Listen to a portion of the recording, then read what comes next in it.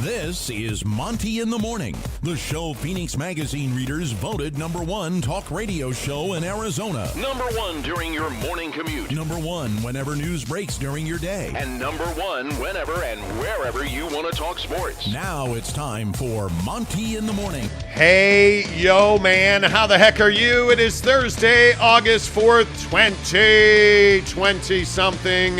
Yeah. 2022, of course. Lots coming up on the show today. Bob Thompson, former president of Fox Sports Network, joins us at 8:30 Mountain Time. He's got a lot of answers for us. That's a guy that's been right there in the middle of a lot of these TV negotiations over his career.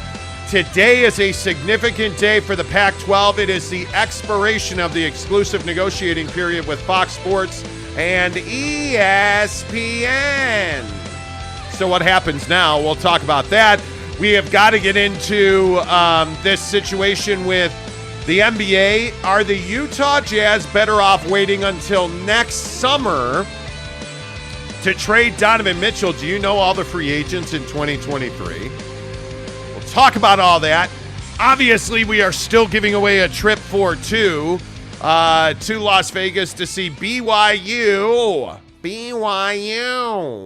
take on Notre Dame in the Shamrock Series October 7th and 8th.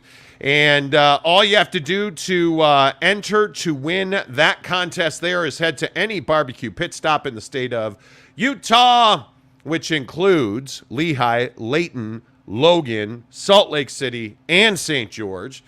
There's an enter to win box on the counter. Fill out the slip, drop it in the box, then join us Saturday, September 17th for a BYU Oregon watch party at Barbecue Pit Stop in Lehigh. At halftime of that game, we are going to pull the winner of the trip for two to see Notre Dame and BYU in the Shamrock Series. So again, go to any of the barbecue pit stops in Utah. The one in Logan is amazing. It's huge. They have a full-time butcher there. The Layton store, the Lehigh store is awesome. Murray is fantastic. Like, you can't go wrong. Any of the barbecue pit stop stores, hook it up, fill out the slip, drop it in the box, you can win. And then join us in Lehigh on September 17th to watch Oregon and BYU. And at halftime of that game, we'll pull the winner. And it is all brought to you by our good friend Devry Davis at Academy Mortgage. NMLS number 278545. Call Devry Davis at Academy Mortgage today. 801-543-9666. 801-543-9666. Yeah. Yeah. The Pac-12 is the topic of conversation this morning, and that is because today ends the exclusive negotiating period for the Pac-12 with Fox and ESPN. And the question now is, what's next? Because it seems like we have hit the brakes in conference realignment, Big 12 expansion, Pac-12 expansion, and what happens to the Utah Utes? Because you have, by CBS Sports count, the number 4 team in the country in the Utah Utes in limbo when it comes to TV and conference affiliation. And it feels like the Utah Utes deserve better. Where do they go from here? Well, if you are Chris Hill, the former athletic director at Utah, who said yesterday he told John Wilner that the Utah Utes and their alumni do not want to leave the conference because they don't have any fans or alumni in Waco. They're all in the Bay Area. Jake, what should the Utah Utes do? Yeah, I think that's with all due respect, I think that's a rather ignorant take, if I'm being honest. I think to sit here and say that Utah doesn't have fans in other parts of the country, or that Utah couldn't go to the Big 12 or obviously the Big 10 and do nice things is kind of ridiculous in my opinion. And to me, if I'm Utah, I mean, obviously the Big 10 is where I want to go, but I think the Big 12 is more realistic. The problem with the Big 12 is that geographically speaking, it's not great. I mean, you're in rural America, if you will. You're in the Midwest, it's a different feel than what the Pac-12 has traditionally had. And as much as I don't like, the ACC and their rights deal and how that's all set up and, the fact that you have to pay $500 million to leave that conference at any time, they do have, the New York region, if you will. They do have, some bigger markets. So I just think if I'm Utah, I don't think that staying in the Pac-12 just on its own is an option. And I feel like that's what we're kind of hearing without anyone saying it. Well, because we don't want to really go to the Big 12 or we don't want to do this or that. All right, well, what are you left with? If you don't want to go to the Big 12, the Big 10 is probably not going to happen. The ACC is probably a little too complicated to get done. Where else are you going to go? And that's my biggest thing here. Like the Pac-10 now, as it will stand, it doesn't have Southern California. That's a huge problem from a TV revenue per school conversation. So if I'm Utah, I would be trying to get to the Big 12 because I do think there's more opportunity for you there. But it remains to be seen. You know what I find so interesting about all of this, and specifically what Chris Hill said yesterday? Are you telling me that you can't build a fan base in Waco, Texas? If you are Utah and you join the Big 12, are you telling me you don't have the pull to build a fan base in Waco? Are you telling me that you only want to play games where your alumni are? So you only want to play games in the Bay Area? I just think that's short-sighted. All you care about if you are Utah is getting the most money from your TV deal every year, and I think you care about a good quality schedule. And currently in the Pac-12, I just don't think that's afforded to you. And I also think that if you're the Pac-12 and you do not add at least one Big 12 school in San Diego State, I think you're in trouble.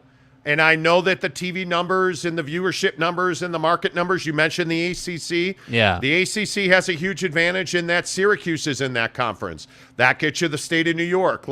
You have all of these advantages in other conferences. What's your advantage in the Pac-12? And that's the thing that's so hard to understand and comprehend is that I don't see the built-in advantages that are supposedly there that Chris Hill talks about with alumni and fan bases, and I don't see that in the Pac-12. I see history and tradition. I see that if the Big 12 adds schools, and you're already adding some prolific programs in BYU and Cincinnati, you're already adding the city of Houston and that region of Texas, you're adding South Florida. One of the things that is so critical in my mind is perception versus reality. Neither the Big 12 nor the Pac-12 has any momentum. And the fact of the matter is today with this, exclusive negotiating period ending with ESPN and Fox, it changes nothing. Yeah. It changes absolutely nothing. There's never been an expectation that the Pac-12 was going to get a deal before the end of business today. Because if you're the Pac-12, why would you? Why would you want that? When you have another conference, and frankly, the mega money conference in the Big Ten negotiating a deal, don't you want to see what the Big Ten does first? But I think there's also another problem. I think you've got to get this done. And from a football perspective, from a recruiting perspective, you've got to get this done before the season starts. Because if you're in limbo TV-wise and you're having to compete with the SEC, who is not in limbo, and you're having to compete with the Big Ten, who is not in limbo. In fact, the Big Ten has huge momentum.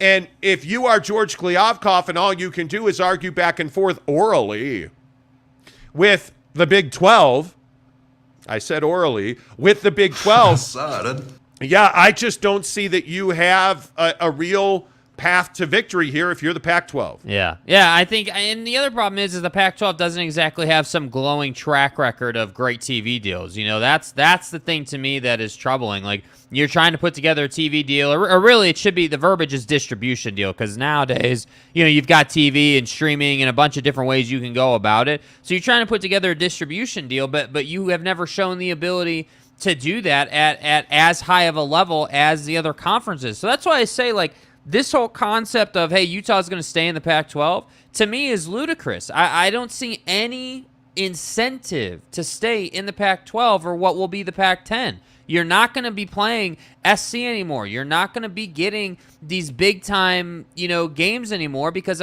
kids are not stupid. No. When you're recruiting players and stuff, they're not stupid. Like, no kid is gonna sit here and say, okay, yeah, I want to go to Utah in the Pac-10 where mom and pop can't really see me on TV ever, Or do I want to go to, I don't know, Ohio State, where they're going to see me every single weekend? Yeah, I think the kid's going to go to Ohio State. And I don't think that's really a conversation.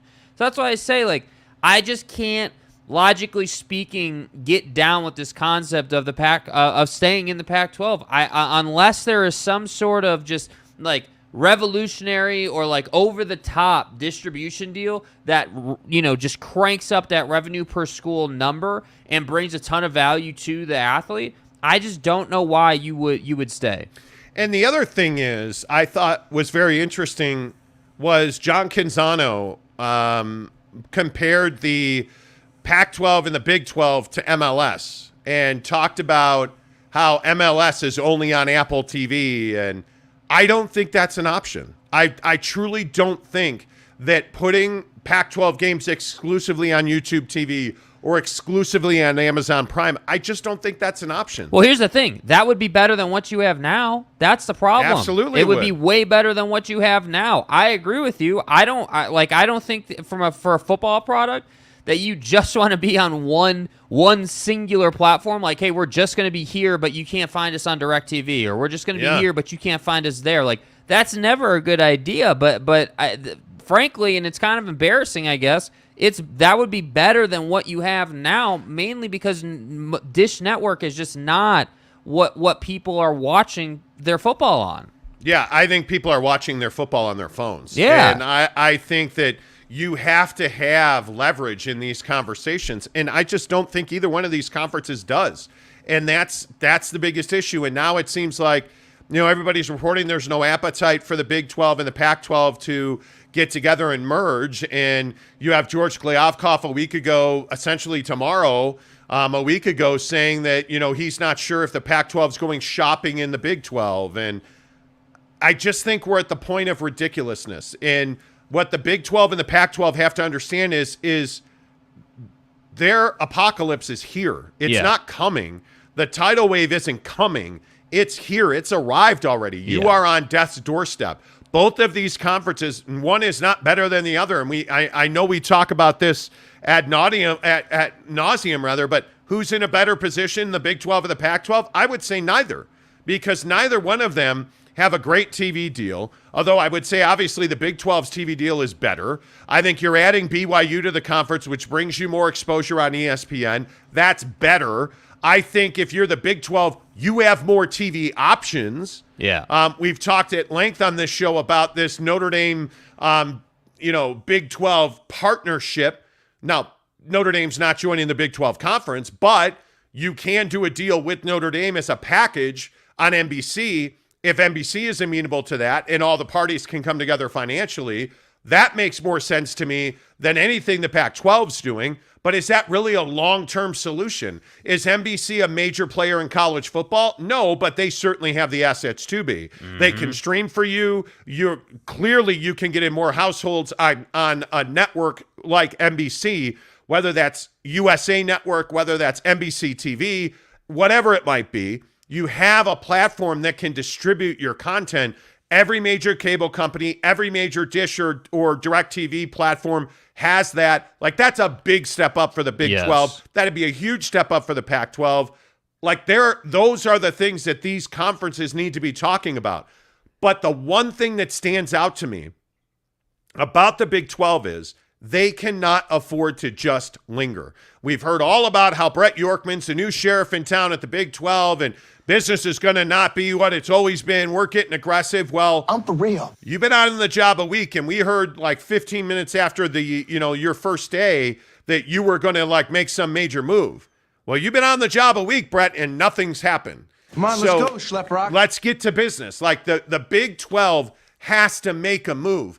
And maybe Chris Hill is right. Maybe Pac-12 teams don't have the appetite or the desire to join the Big 12. I don't know. But at some point, somebody's got to do something because both these conferences are dying. Yeah, and I just don't know what that tipping point is or where we get sort of the crack and the stalemate, if you will. Because that's kind of what I feel like this is right now. I feel like at Pac-12 Media Days, George Kliavkoff was just trying to flex on the Big 12 and like paint the Pac-12 in this like super like positive sunshine and roses type state. Yeah. And I think that really came off is him doing that instead of being honest about where the conference was at. And I think that, the Pac-12 is, I love, Utah, Oregon, in Autzen, like on a Friday night. Like I love that, or a Saturday night. I love that. That is, the football game itself isn't really the issue. The issue is that I got to go to some foreign TV channel on some random network to find it. That's the problem, and I don't think people understand just how much it matters to the end consumer that it's easy to find your product. I got news for you. No one's going to channel 410 on Dish Network to find your product. It's not happening, dude.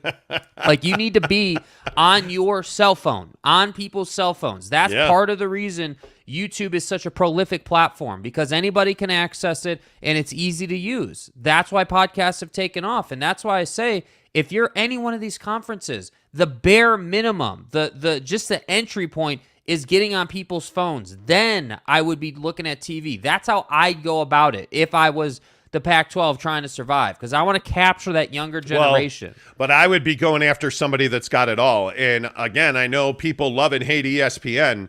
I'm an ESPN Plus subscriber, and it's worth every single penny of it. I mean, just for the inside stuff that you get from them, the exclusive content you get from them, everything that's streaming on ESPN Plus. If you're a BYU fan, you must subscribe to ESPN Plus. Like, to me, that's what makes the most sense. If I am the Pac-12, I want ESPN. And I think ESPN, again, I think John Wilner's point about how the Pac-12 After Dark could be the saving grace, maybe that was Stuart Mandel that said that the Pac-12 After Dark could be the saving grace because it's 1 million people a game. Hey, whatever it takes. And I agree with that concept. If you can make a deal that includes ESPN Plus streaming of every game, because that's what you need. You need a single place, a single home for your games. That's what you need. And if I am the Pac-12, I am really doing everything I can do to make a deal with ESPN, because that's exactly what you get there. All right, let's get your comments in here. Good morning. Dennis Levi says, with the, by the way, a $4.99 tip. Thank you, Dennis. With the number 4 ranking, what do you think Cam Rising's potential is? And do you think Utah could possibly be a contender for the playoff? Yeah, yesterday CBS Sports ranked Utah number 4 in the country, only behind Alabama, Ohio State, and Georgia. Yeah. And I think that's very justified. I think it's justified. I think their defense is going to be stout. I think they are very deep at the linebacker. I mean, you don't lose a Devin Lloyd and not feel that. Yeah. Very obviously. But, I mean, they have depth and they have talent at linebacker at Utah. And I think Cam Rising, this is his club. It's been his club for almost a calendar year now. These guys are behind him. Yep. He showed that he has got a ton of talent, and I don't think we've seen the best of Cam Rising. Is he a guy that's going to compete for a Heisman? Probably not. Is he the best quarterback in the Pac-12? Probably not. But there's no reason that Cam Rising can't continue to be really efficient and protect the football as he did last year and take that to another level. I think it'll be interesting to see how they run this offense. And again, as we talked about yesterday on the show, what I'm really interested in is seeing, who's the wide receiver that really steps up and becomes their deep threat. And what does Brant Kuithe do as a tight end / wide receiver? How often is Brant Kuithe lined up tight, and how often are they going 2 tight ends with Dalton Kincaid and Brant Kuithe? Yeah. Those are the questions that we're going to have to get, but Cam Rising's the least of your problems. Well, to me, there's no doubt about that. And I think to that point, I think one of the reasons they got that number 4 in the country ranking is because it's not just that you have a quarterback for Utah, because Utah obviously has been a defensive-minded school for, since as long as Witt's been there, essentially. So it's not just that you have a quarterback. It's that you have a quarterback that now is coming into his second season and has that experience now. He knows what's coming. He knows what to expect. He has more control. And I think that's the thing when you look at college football rankings and really even in the NFL. If you have a quarterback that is calm, cool, collected, in control, can lead your team, that's going to take you to that next level that you need to get to win the game of leverage. And I think too many years Utah hasn't had that. So now that they do have it, I think that's also what's helping them get that ranking. Oh, I would totally agree with that. Thank you, Dennis, for the $4.99 tip. Jesse Harsh, good morning to you with the $2 tip. The super sticker, appreciate you on that. He says, in a hypothetical world, and I mean hypothetical world, say Utah joins either the SEC or the Big Ten, which region would they struggle the most with when it comes to recruiting, SEC or Big Ten country? Well, I can tell you right now, they're not going to struggle to recruit. Utah's football staff is already recruiting. We've seen them in Texas. We've seen them prolifically recruit talent out of Florida. Yeah. I think when you look at the Big Ten, that'd probably be the landscape where it would be more difficult to recruit places like Pennsylvania and Ohio.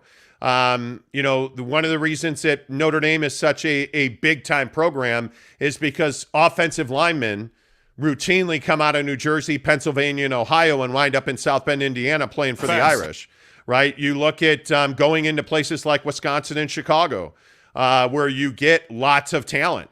I think you would struggle if you are Utah to compete with Notre Dame, Ohio State, Michigan. But again, what would help you? What would help you? Well, if you're in the SEC or the Big Ten, you're able to play in those games. But I think the bigger issue for the Big Ten, and this is going to be USC's challenge, and obviously USC is uniquely qualified because, well, they're USC. But mom who lives in Madison, Wisconsin, mom who lives in Menominee Falls, Wisconsin, Poughkeepsie, mom who lives in Poughkeepsie, New York, or Zion, Illinois, or Alton, Illinois. Are you going to convince mom that little Jimmy should go to Salt Lake City to play football when he could also go to Wisconsin, Ohio State, Michigan State, when he could go to the University of Illinois, which mom can get in a car and drive to? Because I got news for you. That's a car ride. Utah's a flight. Now, Utah's also going to visit all those, if you're in, hypothetically, again, with Jesse, but hypothetically, Utah's also going to play on the road in those stadiums. But overwhelmingly, half your games are at home in Salt Lake City. That's an hour later for mom. Is mom staying up to watch those games? Like, those are all things you have to consider. There's a lot of high school kids who find tremendous value, especially when we're talking about 4-star recruits, because how many 5-star recruits are going to go to Utah? We haven't seen many, but that's why Utah has this unbelievable development program. But the only thing that is going to keep Utah from competing with SEC and Big Ten schools is reputation, perception, this thing we always talk about, perception versus reality. Because facility-wise, education-wise, quality of life-wise, Utah can compete with anybody. Their facilities are spectacular, and they are only improving. Yeah. Their educational, you can't get a better education than you can get at Utah. You just can't. Quality of life in Salt Lake City is spectacular.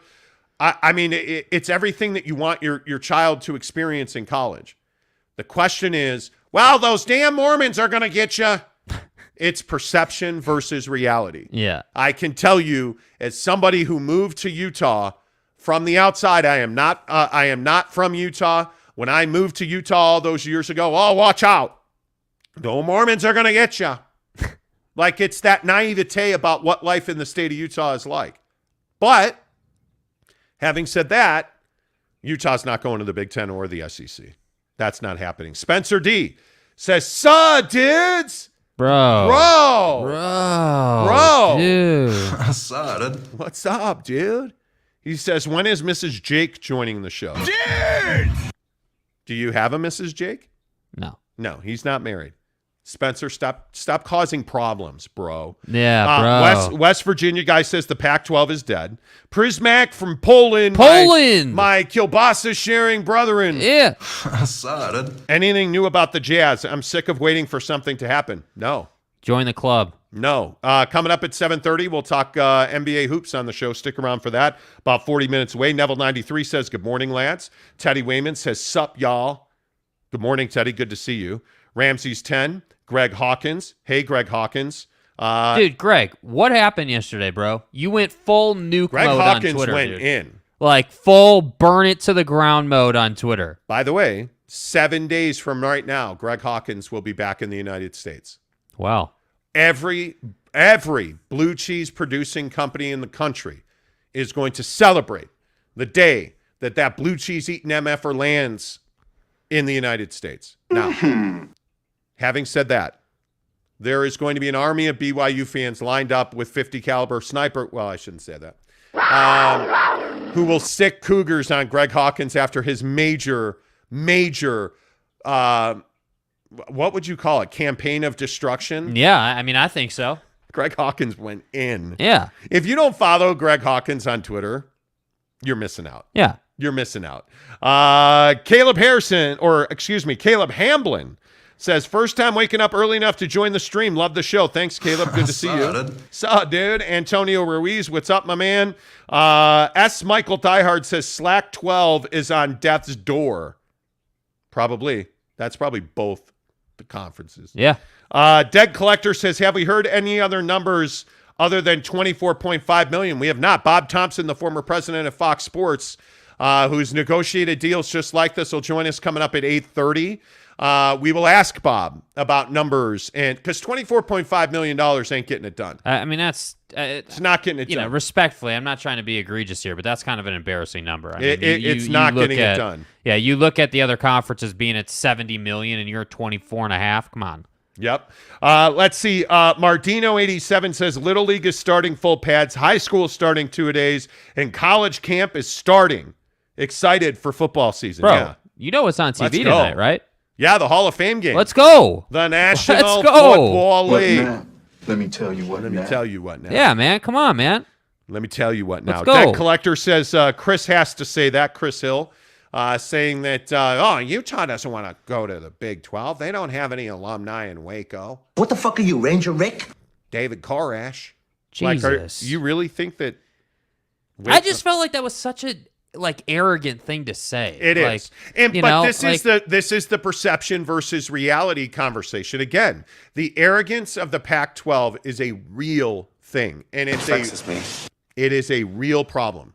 Guys like Chris Hill believe that, they poop roses and, like butterflies. Let me tell you don't. Dude, I just can't believe that with where we are now, like 5 years ago, okay, I can understand if, the Chris Hills of the world or, whoever, the Larry Scotts of the world felt like, yeah, the Pac-12 is amazing and we're doing an awesome job. And yeah, we don't have a distribution deal really, but we're working on it. Okay, back then I could kind of get it. Right now, it's a ridiculous take to say that the Pac-12 doesn't need help or we're in a great spot. We're the Conference of Champions, even though those championships are in badminton and not anything to do with making money or your survival as a conference, right? Like, I just feel like they live in like this fantasy world of like where the conference is actually at. And the shame in it is that I love the Pac-12. I love Pac-12 After Dark. I love the caliber of football you get. Is it Alabama, LSU at the Swamp? No. Is it some premier matchup in the Big Ten? Well, no, I guess not. But I really feel like, when you get like Utah and Oregon, that's like amazing. When Oregon went on the road and beat Ohio State, I was pumped about that, dude. Well, absolutely lit. Go back to USC. When USC was Pete Carroll and Reggie Bush, they went to Auburn and they beat Auburn. They beat Ohio State at the Coliseum. Like, you're not that conference anymore, though. You're not that guy, pal. Like, you're not. And the hard thing I think for people to digest is that you're not that guy anymore. It sucks. It does, because the football's not as good. That's just the harsh reality of it. And I think it should be, though. That's the thing. It's one of those things where you're totally right. It's not good anymore. But the crying shame in this whole thing is it should be. The Pac-12 legitimately, because of its geography and the cities you have, dude, the Pac-12 had an opportunity to be better than the SEC, to be better than the Big Ten. Yes, they did. And yet we're sitting here talking about them dying, and I just can't get down with it. Yeah, I totally agree. This hour of the show brought to you by Barbecue Pit Stop. Stop by any of their 5 locations in the great state of Utah, including Lehigh, Layton, Logan, Murray, and St. George. Yes, sir. There's a box on the counter. It's got our faces on it. We may or may not. We're famous. Have something coming out on YouTube this week about it. Hey, I said we're famous. We are, dude. It's the Monty Show. Everyone knows. We're a big flipping deal Come on. in this town. We were all over Twitter yesterday. Everyone knows. You know. Yeah, exactly. But there's a box on the counter at every barbecue pit stop in Utah. It's got our mugs on it. It's also got BYU and Notre Dame logos on it. And that's because we're giving away a trip for two to see BYU and Notre Dame at the Shamrock Series in Las Vegas. All you have to do is go to any of the 5 Utah locations for barbecue pit stop. You see them on the screen: Logan, Lehigh, Layton, Salt Lake City, and St. George. Drop your name in there and then join us in Lehigh on September 17th for a big watch party. We'll have wings and pizza. It's going to be an amazing time. You're going to see smokers galore, and we're going to watch BYU and Oregon. And at the halftime of that game, we are going to pull the winner out for a trip or two to see BYU and Notre Dame in the Shamrock Series at Allegiant Stadium in Las Vegas, where you'll get 2 nights at the Palms Hotel Resort Casino, as well as 2 tickets to the game and a $250 gas card to get you there. And it's all compliments of our friends at Barbecue Pit Stop. If you're just tuning in this morning, the biggest stories in sports. Today is the end of the exclusive negotiating window for the Pac-12 with Fox and ESPN. What does it mean? Well, it doesn't mean a whole lot. And the bigger question now is, where will the Utah Utes end up? Yesterday was an interesting day because John Wilner, the fine writer for the Bay Area News Group, you can catch his work, really in a multitude of places. But if you check him out, Bay Area News Group, he is a guy that has the pulse on his fingers on the pulse of the Pac-12. And he talked to former Utah Athletic Director Chris Hill in his column yesterday. And Chris Hill talked about how he sees no benefit for a Pac-12 team to go to the Big 12. And that's because the Pac-12 doesn't have alumni in Waco. They're all in the Bay Area. Congratulations, but that's bullshit. And one of the things that we've been talking about this morning is, what's the right thing for Utah and other Pac-12 programs to do? And I would tell you it is to find a way to create a merger between the Pac-12 and the Big 12 and then, make a larger pot of cash for everybody to split. Because if you don't and you wind up staying, as a weekend conference after USC and UCLA bail to the Big Ten, there's just not a lot of love there for you. There's $24 to $30 million per school per year in a TV deal. That's a huge problem. Doesn't work, man. That's a huge problem. And the other thing that gives you a good indication of that is that the Pac-12 is trying to save its relationship with UCLA. I don't think there's any question that George Kliavkoff, the commissioner of the Pac-12 last week, made it very clear that they would welcome UCLA back to the conference. And there is an all-out effort right now amongst Pac-12 presidents to try and convince UCLA to stay in the conference and not go to the Big Ten. And if they do that, obviously that gives the Pac-12 the Los Angeles market, which means, hey, now all we got to do is add a school like us, San Diego State, let's say, and we're in business. Now we've got all of Southern California. Is that likely to happen? Well, this is the teetering tipping point that the Pac-12 finds itself in, because what happens if the Big Ten goes and makes a huge TV deal and their schools legit are getting $100 million per school per season in TV rights deal? Now UCLA and USC have no problem signing their rights over to the Big Ten. Are people myriad? That's the issue for the Pac-12. And let's just get something straight right now. The Pac-12 is not now and likely will never be in a position to garner $100 million per year per school in TV money. Facts. If the Big Ten gets that deal and the Pac-12 hasn't made a significant move to shore up its ranks, the Pac-12 is dead. And I still maintain, and we'll ask Bob Thompson, the president or the former president of Fox Sports Networks, this question. Is there any scenario where the Pac-12 not only survives but thrives? Because, Jake, I got to be honest with you, I don't see that scenario happening. Yeah, and I just don't know where the sense of urgency is from the conference. And I don't mean to be repetitive, but when we were on remote, last Friday, I had said, hey, like, you got to come with a plan. You got to come with like some semblance of an idea of like what your mission is or your goal is to get back into a good place. And that's the thing that baffles me. There's just no sense of urgency or like, hey, yeah, this is a real problem for us. Like, Yeah, what if the Big Ten is getting, $100 million a year in TV money per school? What happens if we can't get UCLA to stay in the PAC? Like, what happens if none of this works out for us? What does that look like? Yeah. I got news for you. The non-revenue generating sports are not going to cover your ass when you're not making money. That, like, I just couldn't believe that was the sentiment. So yeah, if I was George and I was the people who are running the conference, I would have a major sense of urgency to, as you said, get something done with ESPN or maybe it's NBC, but you got to have something done here. If I'm the Pac-12, I am doing everything I can do to get into bed with ESPN. I mean, even if it's 40 or 50 a year, you're never going to get to like 80, 100. That's just not where you are. The thing that you cannot do is if you are the Pac-12, Pac-10, you cannot continue to be like, okay, some of our games are on Fox. Other of our games are on Jimmy's satellite dish down over there in Pacoima. Hey, guys. And then maybe some of our games might be on ESPN, if we're lucky, on a Friday night. You can't continue to live that way. You just can't. Oh, by the way, none of our games will be on DirecTV because screw them. We're the Pac-12. Like, you see what I mean? Like, that sentiment is crazy. Like, who do you think you are? It's like, no. It's like these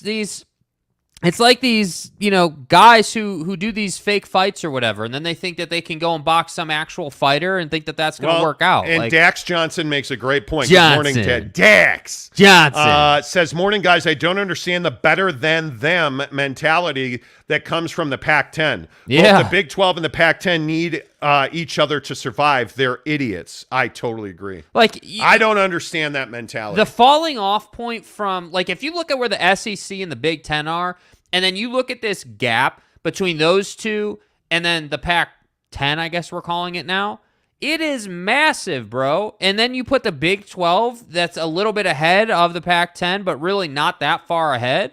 Like, it is huge, bro. Like, the gap between those two in the Pac and the Big 12, and then you just have the ACC kind of just chilling over here. They're just kind of chilling. Clemson's going to win that conference every year. They're going to do some nice things in basketball. But I feel like the ACC just kind of flies under the radar. And so my point is that if you're the Pac-12, the road here to success is not that difficult.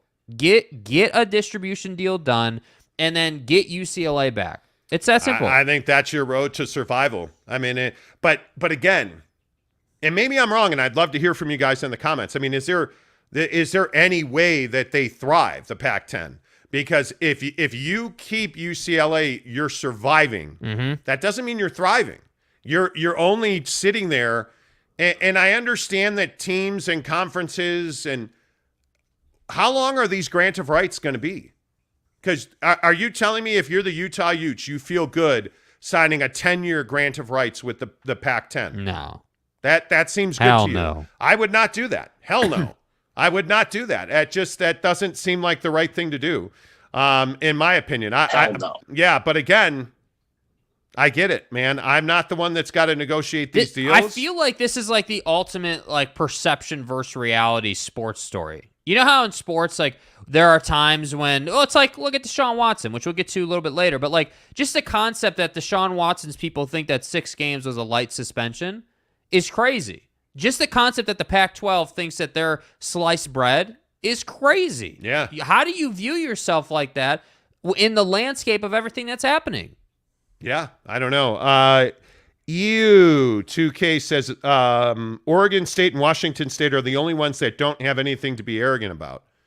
Well, honestly, I could tell you the entire conference has nothing to be arrogant about. Yeah. I mean, what has Washington really accomplished? What has Oregon really accomplished? Because if you look across the college football landscape, there's not a team in the Pac-12 right now that's a powerhouse. There just isn't. Even USC is not. Utah just won the conference and went to the Rose Bowl last year. They're not a powerhouse because perception is reality in this business. Yeah. And when I look at the powerhouses, Alabama, Georgia, Ohio State, like those are is Michigan a powerhouse? No. They're not. Right? If you are, is Texas viewed as a powerhouse? No, probably not. Oklahoma? I would say Oklahoma is viewed as a powerhouse. Right? But now they're an SEC team. You can't tell me that the Big 12 has any chance of keeping Texas or Oklahoma. That ship has sailed.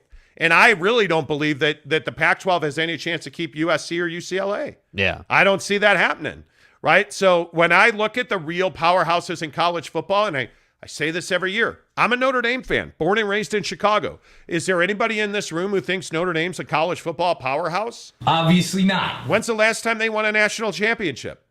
I think it was while Manti Te'o's girlfriend was alive. I can tell you that as a bitter. Doesn't make you feel responsible. It's probably not something.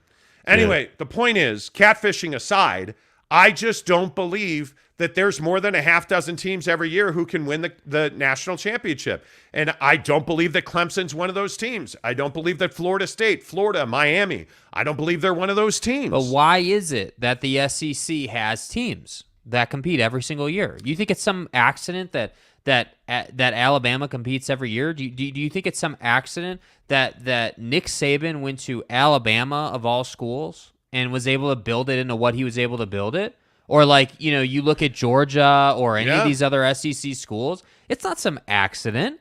They have distribution deal. They have many things that work together with that distribution deal to allow them to go and get the best, absolute best talent, which allows them to dominate college football every year. Because I got news for you. When you win, what are you? More desirable. What does that mean? More TV money, more leverage from your side of the phone call. So that's why I say winning football games at the core of it is what matters. But nobody cares if you won or lost if they can't watch the football game. Nobody cares if you won or lost if it's not on SportsCenter, right? Nobody cares. It just does not matter. So that's why I say it's just such a murky, convoluted, ass-backwards thought process that they have right now. And the funny thing is, look at the SEC's TV deal. Do you think the SEC would have rather waited another year? Don't forget, they're going to ESPN and ABC. They're leaving CBS, and they're getting $300 million a year. Yeah. I mean, don't you think they would have liked to have waited a little longer to make more money on that deal now? I think they probably would have, especially adding Oklahoma and Texas. I mean, Texas. You look at what. Now, again, $300 million instead of $55 million is massive, right? But you look at what the SEC offers. They offer the biggest games every single week. Yes. I mean, you have any time that Alabama plays anybody, it's a huge game. But Alabama, Auburn, Georgia, Florida, you have Alabama, Florida last year. You have major games. Yeah. You have major rivalries. You have the national championship. Let's be honest. The national championship is on the line every week in the SEC. It's never on the line in the Pac-12. That's just the reality. Or the Big 12. Well, with Oklahoma in the conference, it has been. It has been on the line, right? I mean, and Baylor, the big step that Baylor took last year, I could make the argument that the only team that is in position on a regular basis is Oregon. Because I don't know that Utah's ever been in position on a regular basis to compete for the playoffs. I don't know that that's been the case for Utah. In fact, I'm pretty certain that it is not. What's up, my guy? Desert Viking Russell. Good to see you, Russ Anderson. He says, Monty, what's up? You were right about Bryce Harper, and I love the show. Your pal, strongman Russ Anderson. Russ, good to see you. I'm always right about everything because I know no wrong. That's a lie. No. Dead Collector says, LOL, they didn't beat Texas, though. Okay, Mike Maples, good morning, too. He says, Chris Hill's thoughts are like asking Isaiah Thomas what move the Knicks should make. He'd be willing to give the Jazz 8 picks and a player. Yeah, absolutely he would. Let's see. Zayman says at Steve, the Holy War every year on Thanksgiving Day, and Chris Hill turned it down, saying our players want to be home for Thanksgiving. Chris was the only one who wanted to be home on Thanksgiving. Chris Hill is one of the main reasons that Utah has struggled to grow and expand. He as an athletic director, he routinely stood in the way of progress at Utah. Period. I just don't see how there's any other way to spin that. Zayman says, yeah, Chris Hill has a chance to sign a deal back in the 90s for the Holy War to be played on Thanksgiving Day and national TV and turned it down. Yes, he did. Victor Gawana says, a good point I heard last night was the expanded playoff is looming in 26. Are these schools wanting to sign a grant of rights past 26, not knowing if they will be included? It's a big question. Yep. You got to expand the college football playoff. You have to. Going to be talking NBA in 15 minutes, but right now we're talking about college football expansion. Don't forget, again, today the Pac-12's exclusive negotiating window with ESPN and Fox Sports expires. It doesn't mean a whole lot other than now we're on to what's next. So we'll see exactly what that looks like. You know, I just think that the Pac-12 has to do something. Because I honestly think there's more stability in the Big 12 right now than there is in the Pac-12. Yeah, well, when you're adding Houston, Cincinnati, BYU, and Central Florida, like you're in a much better spot. Yeah, I mean the conversation with the Pac-12 is, are you going to be in existence? And at least with the Big 12, you're like, all right, yeah, we're going to be playing football. Yep. Two different things. Russ Anderson says, how many Utah fans can name 5 players on this season's roster? Try it. It's hilarious. So I think I don't think that. I don't think that that's a fair indication of fandom. In college, and I college think sports most changes. I think most Utah fans can. I mean, I also don't think that we need to do a BYU versus Utah fan thing. I just don't. You know, like I think that's the easy road, right? Justin Hayward says Utah and the AC schools should be in the Big 12. They should. I think Utah, Colorado, Arizona State should join, and I think that SMU and San Diego State should join. That's what the Big 12 should do, in my opinion. And if you are Cal and Stanford, Oregon State, Washington State, I think you're in a bad situation. Those schools have very little leverage. Yeah. The Stanford AD the other day said that nobody is asking them to join conferences. The Big 12 is not called Stanford. And I think there's a good reason for that. I do believe that Stanford and Cal are those hippies in the Bay Area. And I think the Big 12 is that conference. It's like, yeah, we don't want all those homeless people. Like, that's who the Big 12 is. Yeah. I don't think they want that. I think they want Arizona State, San Diego State, and SMU. You and your mama are hillbillies. I think they must have Utah and Colorado as well. Yeah. I think that's the reality of where the Big 12 is. Maybe I'm wrong. I don't know. Justin Hayward also says better football and fans there. In the Big 12, yeah. I mean, as far as fits go and as far as health of conferences, it's just my opinion.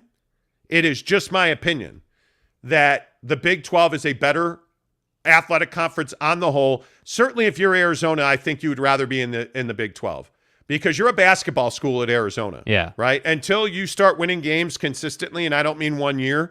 When you start winning football games consistently, we can talk. Your football stadium is empty. Nobody cares about Arizona football. Nobody. You look at Arizona basketball, that is a real valuable brand. It is as valuable, in my opinion, as UCLA is. I think if Arizona and UCLA leave, the Pac-12 is done in basketball. There is nothing to talk about. If both of those schools leave, and if Utah leaves, you're done. Yeah. Like that conference. It's over. If I'm the Big 12, I am after the Arizona schools and I am after Utah. Those are my 3 must-haves, right? I'm taking Colorado, I'm taking San Diego State, and I'm taking SMU. That's it. That's a death knell. Yes. You're done at that point. Absolutely, you're done at that point. K. Drew says all non-blue blood football schools that are doing well now need to realize that those schools are one bad coaching hire to mediocrity, i.e. 2008 Kansas Jayhawks. Well, I also think you have to understand that you're going to have one-sided schools. I mean, nobody wants Notre Dame for basketball. Yeah. They want Notre Dame football. Nobody wants Duke football. Nobody wants Arizona football. Frankly, I don't know that anybody wants UCLA football. No. And nobody certainly wants Kansas football. But look at the Big 10 versus the Big 12. Yeah. Let's talk about the state of Iowa. With all due respect to my good friends in Ames and Iowa City. Are you really excited about Iowa as a brand? Are you excited about Iowa State as a brand? You're not. You're not. And while Iowa City has slightly more, I want to say, population than Ames, Iowa does, is there really more value in the Iowa brand than the Iowa State brand? Is there really more value in that? I mean, obviously the Hawkeye name is bigger. Sure, certainly the Hawkeye name is bigger, but what does that mean? What does that mean? Are you bringing more viewers to the TV set? I don't think so. No, like I guess so not. You look at all of these conferences, everybody's got weaknesses in their conference. Yeah. The SEC, nobody wants Vanderbilt. as a TV market, okay. But baseball, as an educational institution, great. But they bring you baseball. That's neat. They have a tradition in women's basketball. That's neat. Football pays the bills. Yeah. So every conference has a weakness, man. Every single one. That's what I'm saying. If you're the Pac-12 and you know your weaknesses, how are you not like helping yourself? I'm surprised, frankly. You know what I'm surprised about? That the ACC has not been more vocal and aggressive. Because, again, and if you're just tuning in, we talked about Syracuse. Syracuse is in an interesting situation because Syracuse brings you New York as a TV market. The Orangemen bring you New York. Great, great, great basketball program in history and tradition. Yeah. And they bring you a lot of TV viewers, right? Why has the ACC not been more aggressive in expanding? Why are you not adding? If I'm the ACC, frankly, is there no value in adding the Big 12? Merging with the Big 12? Why are we talking about partnerships? Partnerships are not what we're after. We are after mergers. If you're the ACC, are you just going to sit here and wait for somebody to suck you up, or are you going to go and get aggressive and create a future for yourself? Because that's what you're doing here. So I look at a team like Syracuse. I think the ACC, nobody talks about why Syracuse is important in a TV deal. Well, you should start talking about that, in my opinion. Are we clear on that? I mean, I look at the ACC, and you are in the worst place possible. You're just there. You're just there. Yeah. You're not important at the moment. You're not unimportant. You exist. You're just there. And you already crowned Clemson as your champion. You're just there. Man, you're just chilling. But even Clemson, like even since, the Jesus Christ lookalike and Trevor Lawrence left, what has Clemson been? They've been a conference with a history of basketball, because that's what the ACC is. Yeah. With a couple of exceptions. Look at the ACC. Would you rather have them as a basketball conference or a football conference? Basketball. Basketball by far. All day. By far. Yeah. So my point in all of this is, and the reason I bring all this up is, we don't know what's going on behind the scenes. One of the reasons Bob Thompson, the former president at Fox Sports Network, is going to join us at 8:30 Mountain Time. One of the reasons we want to have him on is he's been in the room for this. He's been in these conversations. He has a history. One of the things I want to ask Bob Thompson is, what's the value of Utah's brand? What does BYU bring to the Big 12? Yeah. Ultimately, Bob, what does it mean that today the exclusive rights expire with Fox and ESPN for the Pac-12? Yeah. Ultimately, is the Pac-12 going to survive, or are they ever going to be in a position to thrive? Who's in a better position? There's all these conversations that can be had. And I think here locally in the state of Utah, and certainly for all of our Phoenix viewers, I know we have a lot of viewers in Phoenix. We have a lot of viewers in Boise as well. Where is Boise State? Boise State. Boise. Where's Boise State? You can't say it normally. No, you can't. It's just not the right thing to do. But But where is Boise State? Yeah. Look at the comment on the screen from K-Do. Boise State's not a blue blood. Boise State's not a huge program. That's out of the window. Boise State's waiting for a phone call. And I would imagine they've called the Big 12. I would imagine. But is Boise, even though it's exploding as a population, is Boise somewhere where you're like, I got to have that TV? It's probably not. Well, but Monty, you said SMU. Those are a bunch of lawyering pricks. Well, are you out of your goddamn mind? That also gives you the entire Metroplex, because then you would have TCU in Fort Worth and you'd have SMU in Dallas. Yeah. And, oh, by the way, if you add SMU to the Big 12, what do you have? You have TCU, you have Texas Tech, you have SMU, and you have Houston. That's every corner and every major populace in the state of Texas. I'm for real.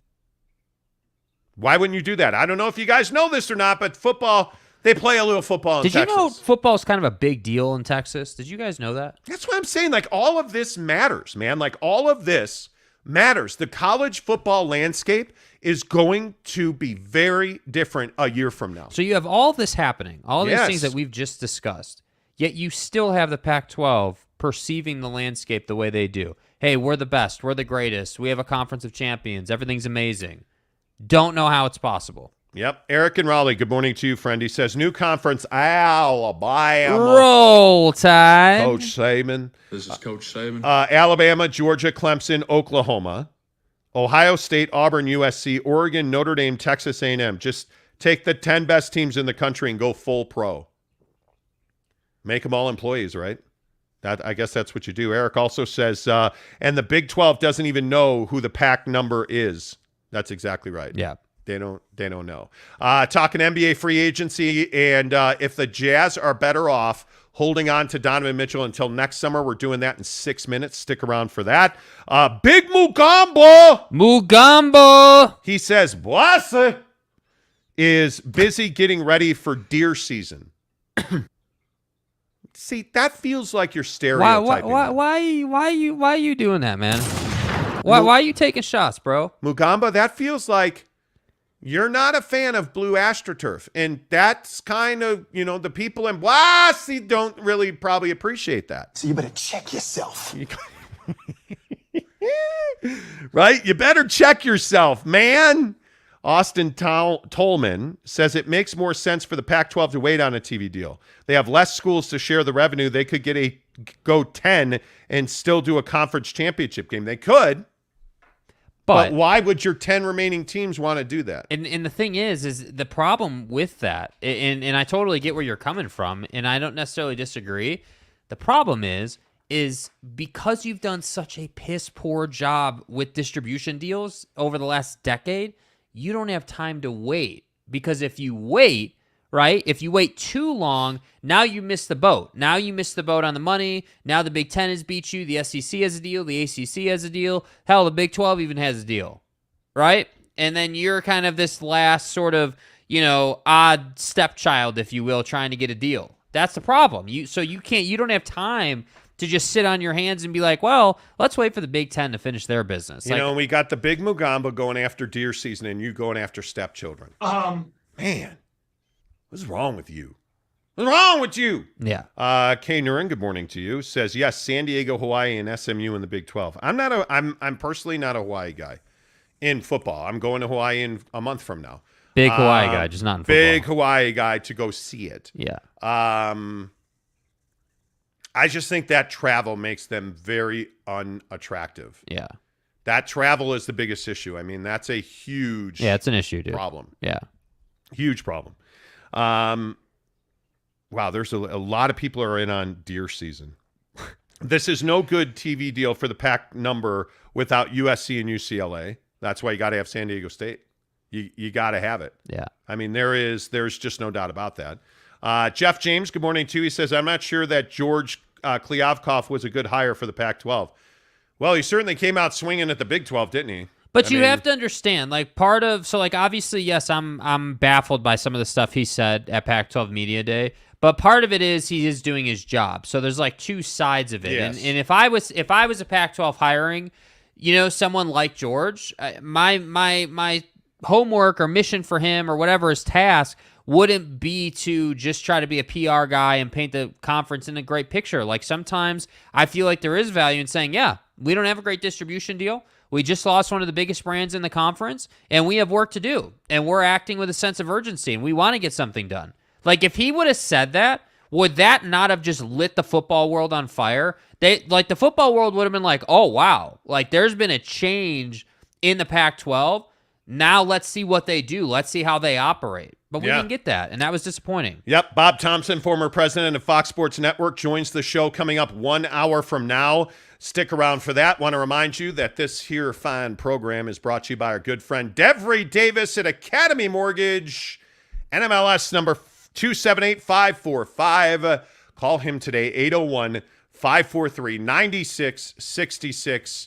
Devry Davis is a guy that you can trust. He's written 3 mortgages for me. He is the only guy that I will talk to about mortgage for one very specific reason. He's very good at what he does. I mean, Devry Davis is an excellent mortgage guy because he communicates. You never have to wonder what's going on with your mortgage. Hey, am I in underwriting? Am I out of underwriting? Are we cleared to close? Hey, by the way, before you get to all that, you have to afford a down payment. And I know one of the biggest questions in the mortgage industry right now is, can you afford a down payment? Yes, you can. When you call a guy like Devry Davis at Academy Mortgage, 801-543-9666. And listen, I know that money is tight. I know there's a lot of uncertainty in the economy right now, but the one thing that you can count on is real estate. And what are we seeing now? Mortgage rates are going down. And when you look at availability of real estate availability is going up, mainly because the price of real estate is, again, going down. It is more affordable now than it has been at any point this calendar year. Your interest rates are as low as they have been at any point recently, so get after it. If you are struggling and wondering, hey, can I afford that house? Call Devery Davis at Academy Mortgage, 801-543-9666, and he will get you into that house that you've been wanting. Houses are sitting on the market. The way that you win a negotiation when you're trying to buy a house is you're a cash buyer. You're like, Monty, I'm not a cash buyer. I'm struggling to afford a down payment. Well, guess what? Devery Davis can make you a cash buyer. He's going to give you a letter that says, yep, Jimmy, Bob, and Susan are qualified for this mortgage. Sell them your house. You walk in, you and your agent, your real estate agent will walk into that house and you'll say, yep, we're cash buyers. We're ready to rock and roll. Let's do this. You'll write that offer. It'll get approved. And Devery Davis at Academy Mortgage is going to execute a mortgage for you that's going to put you in the best financial position for you and your family. That's why you trust Devery Davis. Call him today, 801-543-9666. And the other thing, Jake, you and I talk about this all the time. Yeah. When you call Devery Davis, you're not just some small fish in a huge pond. Yeah. You actually talk to him. You deal with Devery. You can text him. You can call him. And one of the best experiences that we've had with Devery is sitting in front of our townhouse that we wound up buying in Daybreak. Yeah.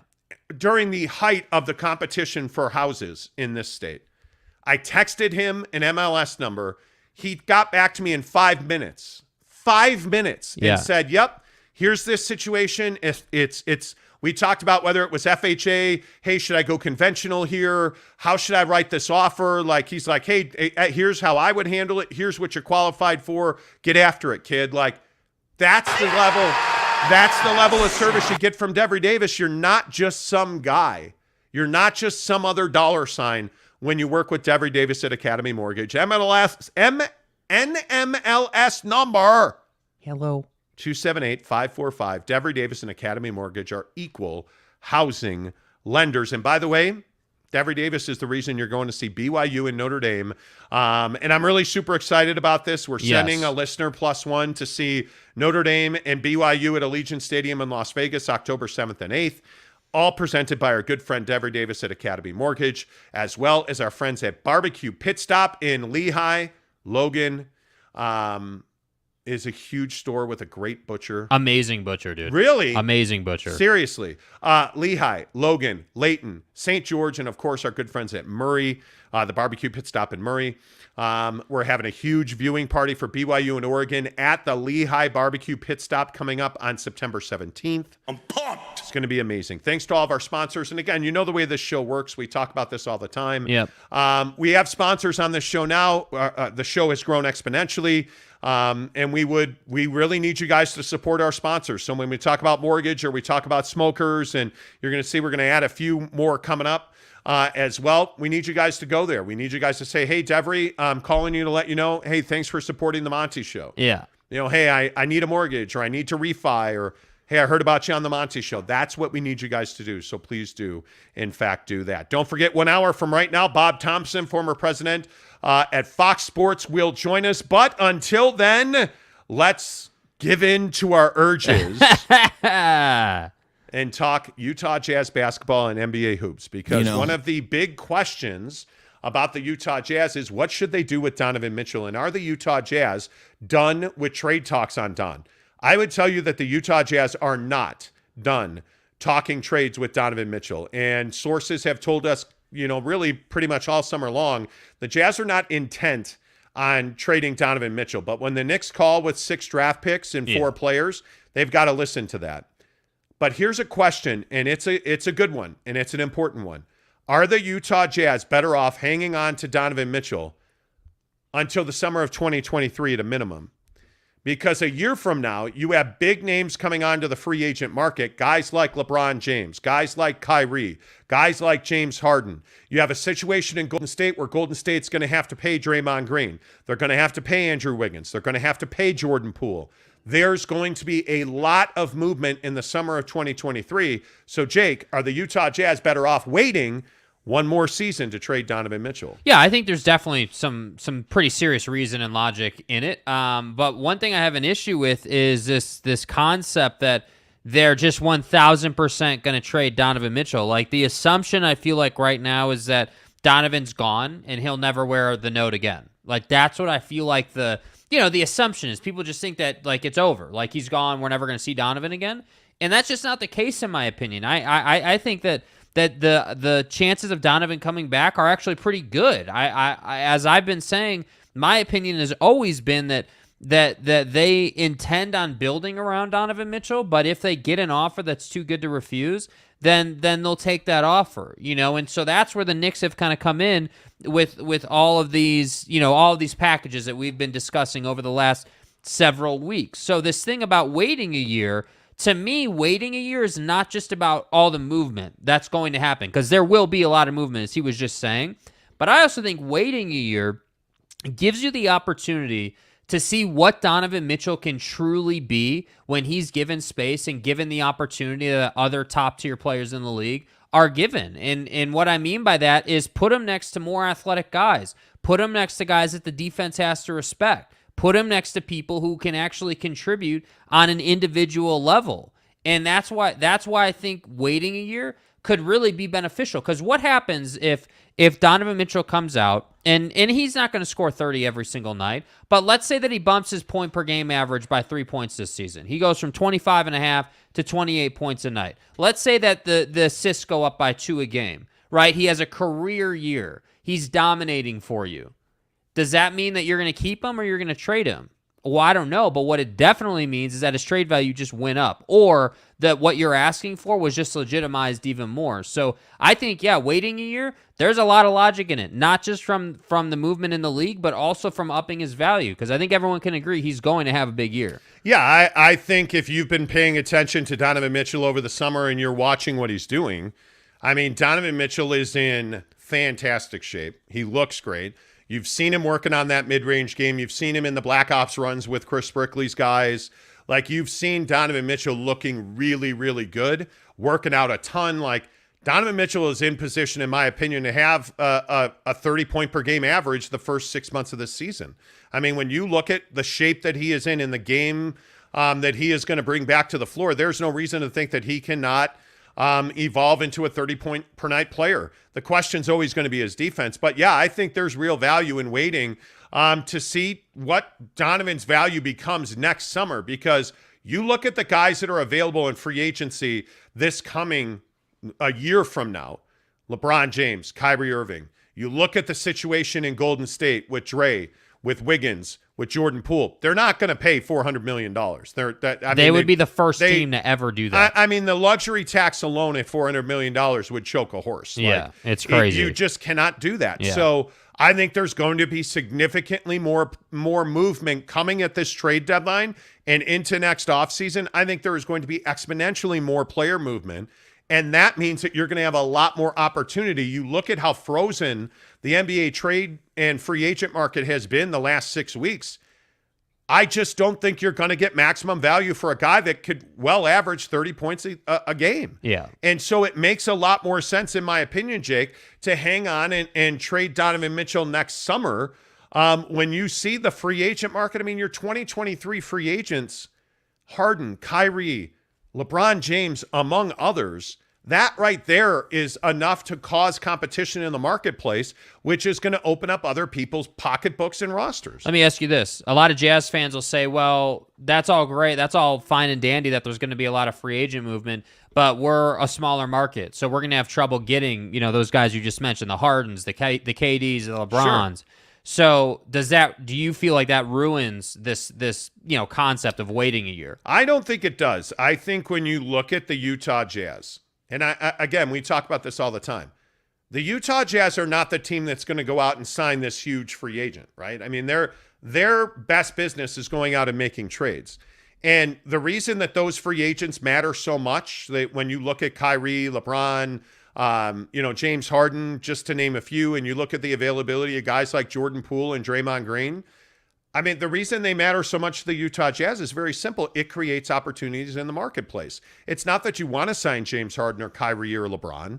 It's that you need other teams to sign those guys, and you need those other teams to create movement on their roster so that they can sign those guys, so you can acquire guys via trade, so that you can acquire guys in second-tier free agency, so that you can acquire more draft assets to go out and make better trades to position your roster. It allows you to retool and rebuild this team much more quickly than you would traditionally, because it's very rare that you have this caliber of talent available on the market in the NBA. And you look at what's going on with Kevin Durant, and you look at what's going on with the Nets. Joe Tsai and Kevin Durant are supposedly going to meet this week. And if that happens, there's a real good chance, in my opinion, that Kevin Durant winds up staying in Brooklyn. And you look at this coming trade deadline, you're going to have Kyrie Irving, who we know is not in good standing with the Nets. You can't tell me that they've found a way to mend that fence. Yeah. He's likely going to get traded. And whether that's now or whether that's at the trade deadline, whether that's next offseason when he's a free agent, don't forget, who's the team that'll be able to pay Kyrie Irving the most money? Well, it'll be the Brooklyn Nets. That's a sign-in trade deal waiting to happen. You look at that situation, you look at some of the guys who have signed deals, the Utah Jazz should be open for business, and I think they are. I again maintain that even if it's not Donovan Mitchell, you can't tell me they're bringing Bojan Bogdanovic back to the club for training camp. I don't see that happening. Yeah. You can't tell me that they're not entertaining conversations on Patrick Beverley. I think, frankly, the guy that's got the most value on this roster is probably one of the two guys you acquired from Minnesota in Malik Beasley or Jared Vanderbilt. And I just don't see that the Jazz have much of an appetite to trade Jared Vanderbilt. I don't see that Mike Conley has any real value in the marketplace at all. So again, I go back to the question, are the Jazz better waiting for a more, what's the right way to say it, a stronger equity position than they're in now? Because your only real marketable trade chip is Donovan Mitchell, and that's a guy, Jake, that I don't think they're intent on trading. Yeah, and that's my biggest thing. I just am not huge on trading Donovan Mitchell. I still believe in him. I still think that there's a lot of growth there. I think that nobody in this market or nationally, I haven't heard anybody, literally not a soul besides us, talk about the fact that he's coming into a new offense. The fact that, Will Hardy's going to be running a fast-paced, quick-moving offense. Why is nobody talking about this? Donovan Mitchell has been in an offense where he is surrounded by guys who are not athletic. He's surrounded by guys in like Rudy Gobert who are limited offensively. Put Donovan Mitchell on the Boston Celtics. Put Donovan Mitchell on the Phoenix Suns. Swap Book and Donovan Mitchell. You're telling me that Donovan Mitchell's not going to go and put up 30? You can honestly say in your heart of hearts that he wouldn't put up 30 in the Phoenix Suns offense. Come on, man. Come on. I think he would. And that's why I say, like, waiting a year, there's a lot of logic, but I also think we can't undersell the fact that what happens if Donovan blossoms into a bona fide, grade A, like, no doubt about it, superstar? What happens if he takes the same path that Book took? Now, all of a sudden, I don't think you're willing to trade him. Now, I think he is the guy. And that's what I think that this window in time right now, that's why I think Donovan's working hard. That's why I think Donovan's been in the gym, getting that mid-range game on lock. Because Donovan knows that it's now or never. You're going to get it done now, or you're going to be a mediocre to slightly above average starter in the league. Yeah, and I don't think it's that far. It's interesting, one of your tweets yesterday, and you should definitely follow Jake. You should. I don't know that you should. I mean, you're taking your life in your own hands if you follow Jake on Twitter. Follow me, bro. Supercars, SLC Supercars on Twitter. But you should definitely follow me, The Monty Show, MONTY. Right.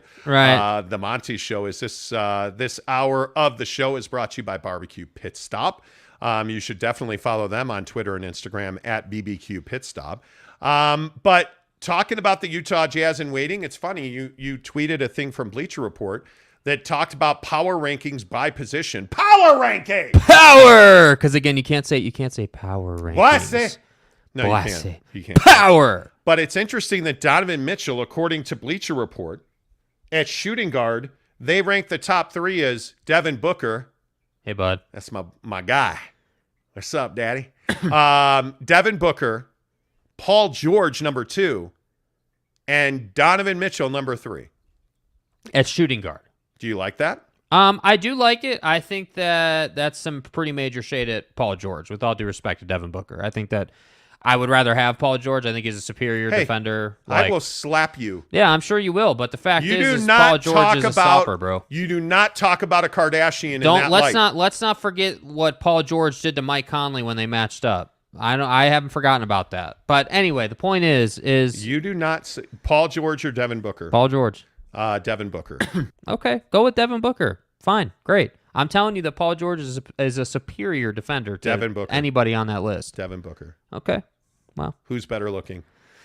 Anyway. I don't comment on that. Paul George over Devin Booker, and I think it's because, Paul George is a lock defender, even though Joe Ingles is in his head. Right, right. Remember that whole thing. Right, please. But, yeah, please. I take Paul George. But this is why I say, and I know everybody tried to kick my ass over this, but I'm telling you, Donovan Mitchell is not that far away from a top 5 player in this league. Yeah. I am telling you now that Donovan Mitchell, if he comes back and he's got a defensive game and he is an absolute assassin in the mid-range, he's a top 5 player in this league. Yeah. If he averages 30 points and he plays defense, he's a top 5 player in this league. He's being talked about with names like Paul George, Devin Booker. You look at his game, and he does not have that far to jump. He has got to be a better defender, Donovan Mitchell. That's the thing that I think stands alone. Speaking of slap you in the face, Austin Garrett says, just a reminder, maple bars are delicious. They are.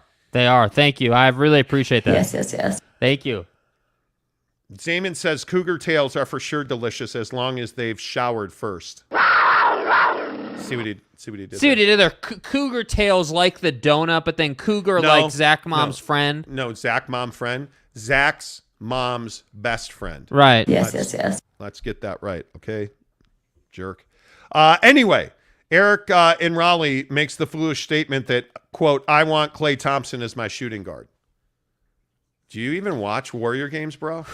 I'm taking Devin Booker and Paul George over Klay Thompson. I think Klay Thompson still has proving to do. I think Klay did a hell of a job getting back and contributing, but I think he's got proving to do. Right now today, I have to agree. I think 6 months into the season, let's see where Klay Thompson is. Yep. Let's see. K. Nurin says Danny will not trade just to trade. Only if he wins, the Jazz win. Totally would agree with that. Matt says, love the show, guys. The Pac-12 president seems to be in delusion. There is only going to be 2 spots available in the Big 12. Oregon is not going to sign their grant of rights long-term with the Pac-12. I think that's a huge question. Man. Yeah. I think that's exactly right. Yep. Eric in Raleigh says, put Donovan in a non-toxic locker room. Yeah. You see what I mean? Like, put Donovan in a better position. Yes. Frankly, in the position that guys on that list, the Books, the PG-13s, the Jason Tatums, put him in the same position those guys are in and watch what happens. And by the way, I have no problem saying it. If Donovan gets into that kind of position and fails, great. That's what sports is about. You have to give him the opportunity. Yes. And you either sink or you swim. It's just that simple. Well, I think you also look at what happened in that locker room last year, and I think it really hurt the team. Don't forget, 45 minutes from right now, Bob Thompson, former president of Fox Sports, joins us to talk about what is clearly, I think, the biggest story in sports today, and that is that the exclusive negotiating window for the Pac-12 expires today with Fox Sports and ESPN. Bob Thompson, former president of Fox Sports, joins us at 8:30 Mountain Time to talk college football and what's going to happen in the Big 12 and the Pac-12, so stick around for that. But right now we are talking NBA hoops and Utah Jazz. And by the way, a lot of people asking about the latest on Donovan Mitchell and the Knicks. There isn't a latest. From what I understand, they have touched base occasionally over the last 2 weeks. There have not been real substantive talks over the last 2 weeks. We'll see if that changes. And I still maintain that the most likely guy on this roster to get traded is Patrick Beverley. And I think they can't do that till the end of the month.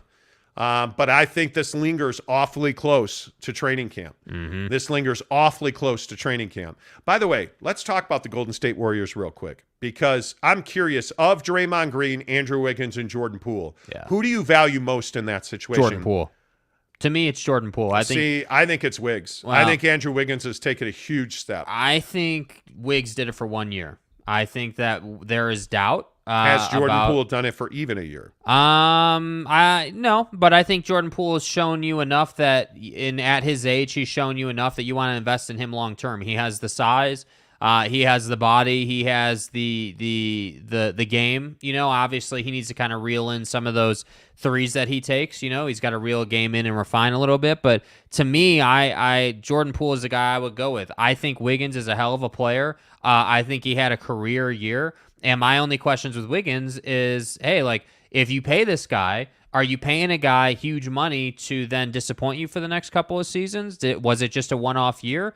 Or is this kind of where he's at? And I think the other factor to that is, hey, if you put him next to Steph, the odds of him having another great year are probably pretty good, So I think Wiggins re-signing Wiggins is I would say medium risk. I don't think it's high risk. I certainly don't think it's low risk. I think it's a medium risk. I think Wiggins just hasn't been a consistent player, but it's funny how that works. You put him next to a Hall of Famer, one of the greatest of all time, the best shooter the league's ever seen, and all of a sudden he's playing better basketball. So that's why I say, I think in order, if you're asking me what the totem pole is, priority pole for re-signing these guys, to me it's Poole, Wiggins, and then Draymond. I think, unfortunately, Draymond is somebody who his game is predicated on his ability to defend at all three levels. And as you get older, you lose some athleticism. You lose that step you had. So I think he's a guy that, his value is going to diminish in several years if you sign him long term. I don't see how any team can pay $400 million in salary. Well, if there was a team, it would be the Warriors. I wouldn't, but if there was a team, it would be them. Well, with the new building and the championships and the you've got bread. And, it's really more of a conversation of if you're willing to. And you got deep bread. I agree with that, but I think as Joe Tsai, the owner of the Brooklyn Nets, has learned, that doesn't always equate to winning. But I think culturally speaking, you have the best culture in the NBA. I think certainly you have the best coach in the NBA right now. Yeah. I think you have the best shooters in the history of the NBA. It's just a matter of, when does the core of this Golden State Warrior team get broken up? Because I also think signing Draymond Green to a $36 million a year deal, especially giving him 4 years with a fifth-year option, that's rough. That's not something I think I have the tolerance for. So I know they're very good. That's the same thing I say about the Phoenix Suns. At what point does Bob Sarver get blown up as the owner there? And if he doesn't get blown up, how long are because right now there's questions around the NBA. I can tell you, I talked to a source the other day who said they are not sure that there's a willingness for players to go there and play for him. Yeah. And it's unless you're Kevin Durant. It's something that is interesting. And but they have been able to get that deal done. And I think Chris Paul's not the same player he was last season or 2 seasons ago. Yeah. And by the way, they've gotten just there, but not close enough. And then they didn't get there this year. And you don't generally get to the NBA Finals, lose in the finals, and then get back and win a championship. That's how that happens. You don't get to the finals, lose, come back, don't get to the finals, lose. And not just that you didn't get to the finals, you got embarrassed out of the playoffs, dude. You got torched by the Mavericks. I mean, embarrassing. I think there's a lot of questions about the quality of the Phoenix Suns. And that's why I say, season. this whole thing about, hey, wait a year, I think that's really interesting, because while Book is on a long-term extension and I think he's got $193 million left or whatever, he just started that deal, that doesn't mean he can't move. I hope everyone understands that. That does not mean it's more difficult. Yes, it is more difficult. Absolutely. $50 million a year. But that doesn't mean it can't be done. And that's why I'm saying, waiting a year, if you're the Jazz, these are the kind of situations that you could potentially, get involved in. But the other problem that you have to remember that the Suns have is that they're now paying DeAndre Ayton a crap load of money. Yeah. And you're paying a guy that's a problem for you. Because let's not kid ourselves. Let's not pull any punches. DeAndre Ayton's a problem for the Phoenix Suns. I mean, coach and player relationship is not great. I don't think his teammates fully believe in DeAndre Ayton in the biggest moments. And DeAndre Ayton's soft, mentally and physically. DeAndre Ayton is soft. And I think that you did the right thing in matching because you couldn't let him walk away for nothing. Mm-hmm. But you should have traded him. Yeah. And you can't tell me that this just cropped its ugly head in the playoffs last year, because 2 years ago in the finals run, you knew this was a problem and you didn't do anything about it. And my feeling is that DeAndre Ayton's gonna drag on you for a while. But it feels like it kind of came to a head in the playoffs. It feels like, like what you were saying, like it's been building, it's been sort of festering, if you will. And that whole thing where you benched him in the middle of a finals run, yeah, it feels like that was an issue. It feels like, hey, maybe they could have handled that a little better. And maybe that's part of it, because, obviously you can't let him walk for free, or for nothing rather. But maybe that's part of what the Suns are going through. Maybe they didn't handle it well either. I think it's a double-sided thing. But I don't know, man. DeAndre Ayton's got to get better at catching the ball in tight quarters. He's got to get better at dunking on people instead of laying it up. You got to get meaner. You got to get tougher, and that's hard to teach. The funny thing is, we're back on this thing where people want to DM me during the show. Oh, God. And vanishing mode. If you DM me during the show, I don't read it. And I generally don't. I get a lot of DMs on Twitter especially. Mm-hmm. But if you send me a DM during the show, man, the only reason I'm reading it is because I had a lot of notifications and my phone was telling me, hey, jerk, look at your notifications. Yeah, no, that's not going to happen. You guys, comment. Like, I'm not going to read your DMs during the show. I'm not doing it. Okay. Big Dog O-Town says, yo, Jake, knowledgeable basketball fans know exactly what you're saying. Emotional ones are too much in your feelings to grasp what you're spitting. Shout out to Mo Bamba. By the way, Big Dog, did you see Mo Bamba working out? Video going around Instagram? Mo Bamba? Yeah, dude's in shape. Just saying. Mo Bamba? Shout out to Mo Bamba. Mo Bamba? Mo Bamba. Austin Garrett says, also, I'm a fairly new listener. What have y'all been saying about Alex Caruso? Well, Jeremy Bolton, our known Alex Caruso hater. I happen to be a big fan of Alex Caruso.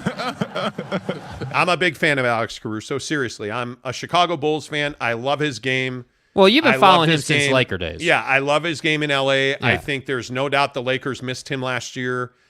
I think he is one of the true glue guys in the NBA.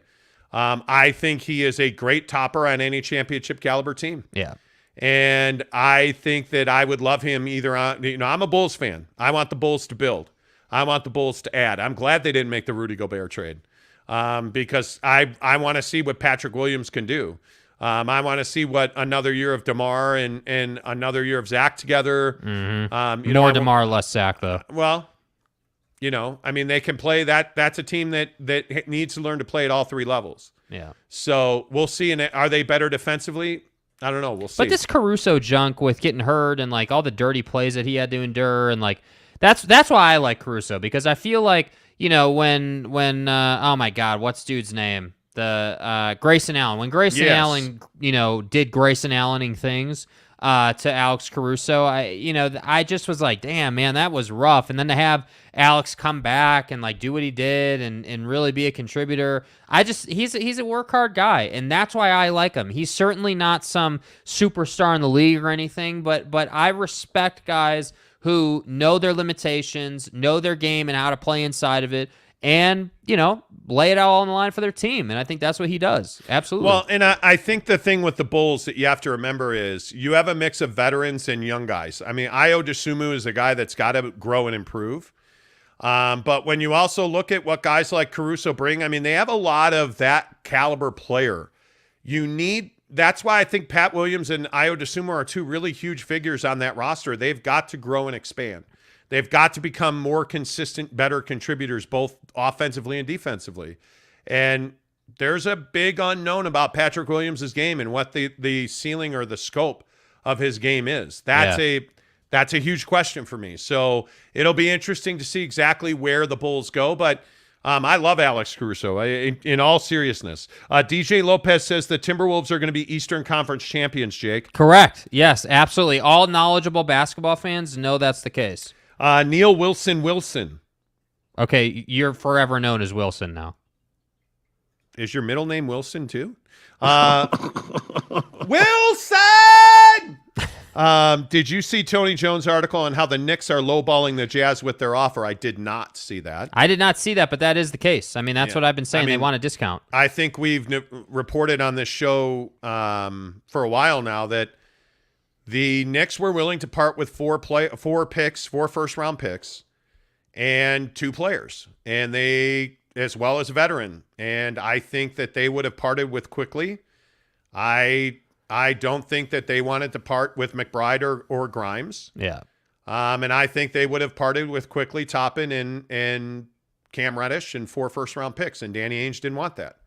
Danny Ainge wants all you got.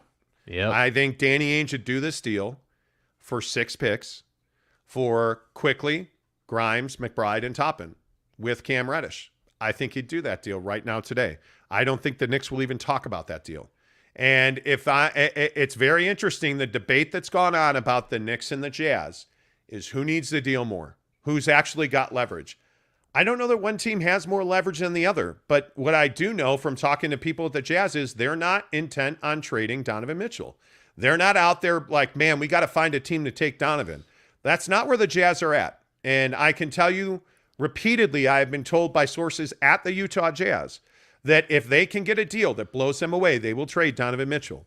If they cannot get a deal that blows them away, they will not trade Donovan Mitchell. No, I guess not. Again, I will say the same thing that we have said on this show for 4 to 6 weeks, certainly since the Gobert trade went down, certainly since the strong rumors of Donovan Mitchell being traded to the Knicks. Who else can do it? Nobody else can do it. Now, there's this idea that the Heat, there's a lot of people out there that believe Donovan Mitchell would like to go to Miami. I'm sure he would. I'm sure he would. The Heat can't even get in the conversation. Congratulations, but that's bullshit. We have had Jake on this show. I think you would agree. We've had long debates about Tyler Hero's upside, and is he a guy? No. I can tell you right now, the Jazz have told me point blank there is zero interest in Tyler Hero. Listen, the Jazz are not in a position to just do any deal as far as Donovan's concerned. Like, not that you would just take anything, but like you know, if you look at, you know, the Boston Celtics, the Los Angeles Lakers, your nameplate, you know, teams. Those are teams that have an appetite to move on from players a little bit easier because they know they're always going to be in the cycle. They know that they're always going to have talent, and they're always, you know, it's just, hey, it's on to the next deal, right? The Jazz are not in that position. The Utah Jazz are in a position where you have a generational talent in Donovan Mitchell. If you're going to move on from him, it's going to be for something that is an absolute haul. And the problem here that I think people are forgetting that somehow is not being talked about once again is that because you got so much for Rudy Gobert, that's allowing you to ask for a ton more for Donovan Mitchell. Hey, I got this for Rudy. That means I got to get that for Donovan. Well, that's what's happening. You set your trade market. Yes. I mean, that's Danny Ainge has been in control of the league for a while now, and I've been saying that for about 6 weeks since the Gobert deal happened. Danny Ainge wrecked the trade market, and by extension of that, he's in control of what happens because he set values that now he can go out and he can say, okay, we got this for Rudy. That means Joe Tsai and the boys in Brooklyn are asking this. And that's what I think is fascinating about where we are. Jeremy Bolton. Yeah. I will block you. And the next time I see you, I'm snapping that headband. Hey, Austin, I have a few thoughts on Alex Caruso. Do the names Steve Blake, Adam Morrison, or Keith McLeod come to mind? Yes, you did. Yes, you did. Jeremy Bolton, I seriously wonder if you've ever seen Alex play just a single game. The single comparison to Steve Blake is disrespectful, bro. No, the comparison to Adam Morrison and that amazing mustache is disrespectful. Don't sass me, Burkus. I will slap the mustache off your lip. Eric C. says, hey, Monty, how about them Padres? Let's go. For once, a team that I actually root for won a game. Real quick, 30 seconds. Did they give up too much for Juan Soto? Way too much. Way too much. But he did walk and then get a base hit and then, scored a run. All I can say is your favorite player ever, Brandon Drury, hit a grand slam on the very first pitch that motherfucking... Anyway, the first pitch that Brandon Drury saw, he jacked it. Do you even live? I mean, he jacked it while the pitch was on the way back, zipped up, and then hit a home run. What do you bench? See what I did there? I thought it was a great trade. Cronenworth hits another home run last night. They were up 5-0 after the first inning. That's pretty much self-explanatory. I think the NL West is the Dodgers and the Padres, which is exactly what it should be, because the San Francisco Giants continue to stomp on people's testicles with just head-scratching personnel decisions. Okay, so that's how it's going to be. Okay, let's move on. Tanner Plummer says, if I were the Warriors, I would do whatever it takes to keep Wiggins and Poole. Draymond, I'm not sure if I would keep him. He is getting older, and I don't know how many more years he has. And I am a little reticent to sign him to a max extension. Hey guys. Especially 5 years or 4 years without an option. $30 million. No, I'm good. Let's see. Mardino87, right on topic, says Tony Finau's a millionaire. Okay. Wow. Okay. Dwayne Boone. Good morning, Dwayne. Who replaces Rudy Gobert for the Jazz? Rudy Gay. Rudy for Rudy. Rudy on Rudy crime. I don't know. Because I also think Rudy Gay is another guy they're going to move. Because it makes no sense to have Rudy Gay on this team. The answer is I don't know. This roster is an incomplete thing. It is a living being, the roster, and it's incomplete. They will not show up October 1st with this group of players. But you will see that once things start picking up in the league, the roster is going to be done in like 5 minutes. Like, I guarantee you they have deals in place that they could go and make. That's not even in doubt. I think it's just the way they want to go about it that they're waiting on.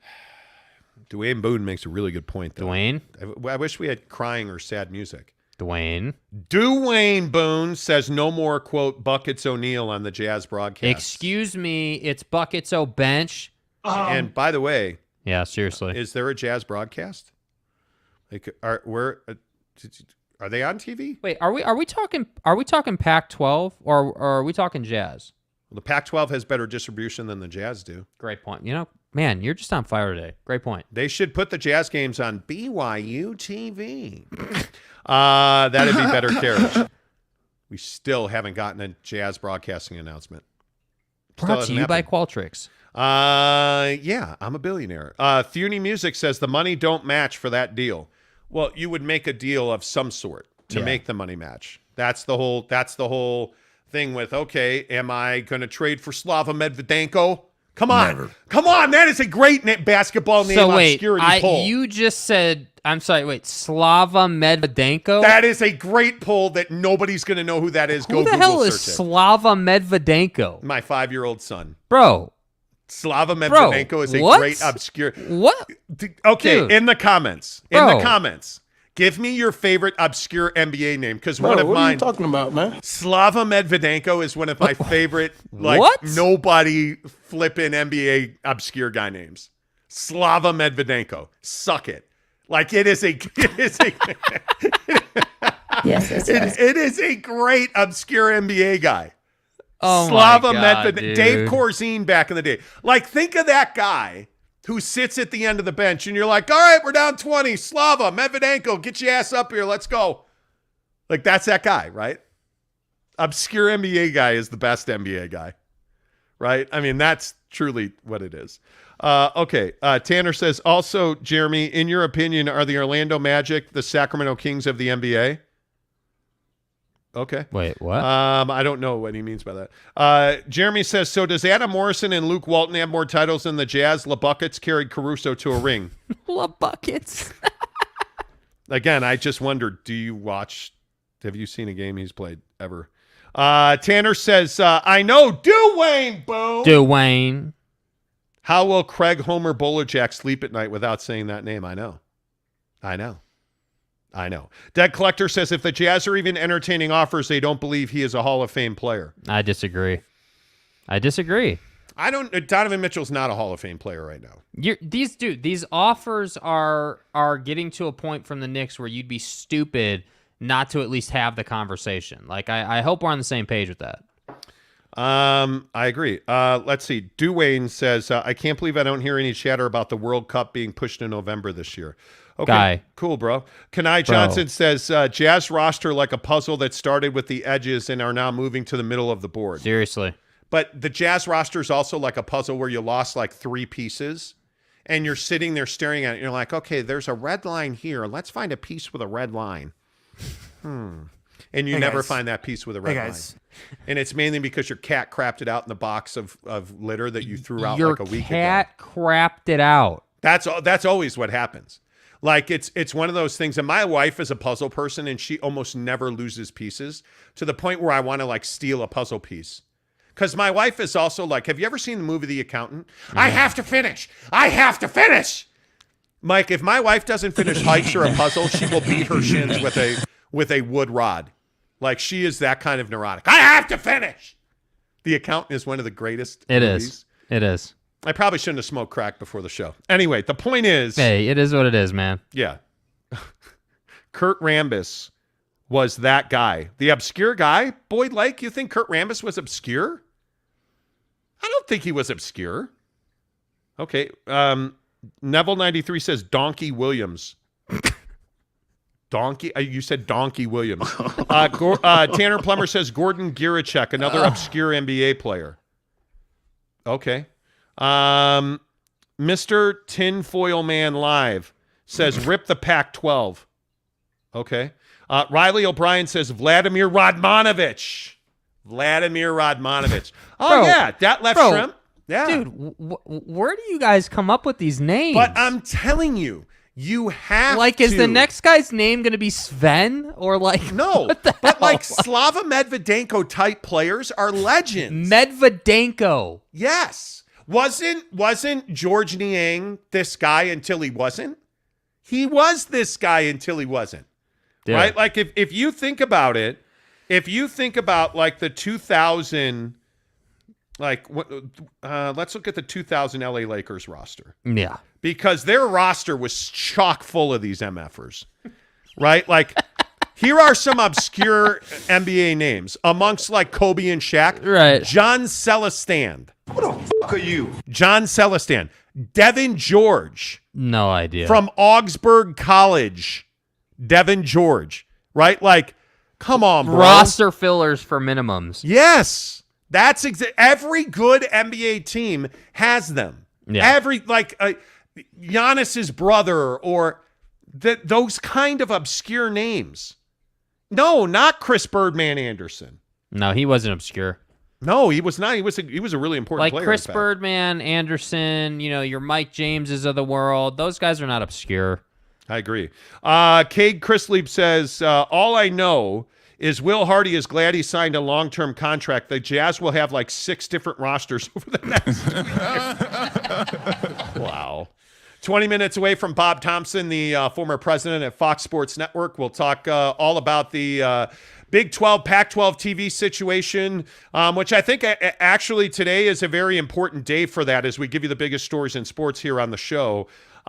Because today is the day that the Big 12's exclusive negotiating window expires with ESPN and Fox Sports. So we'll ask Bob what exactly that means.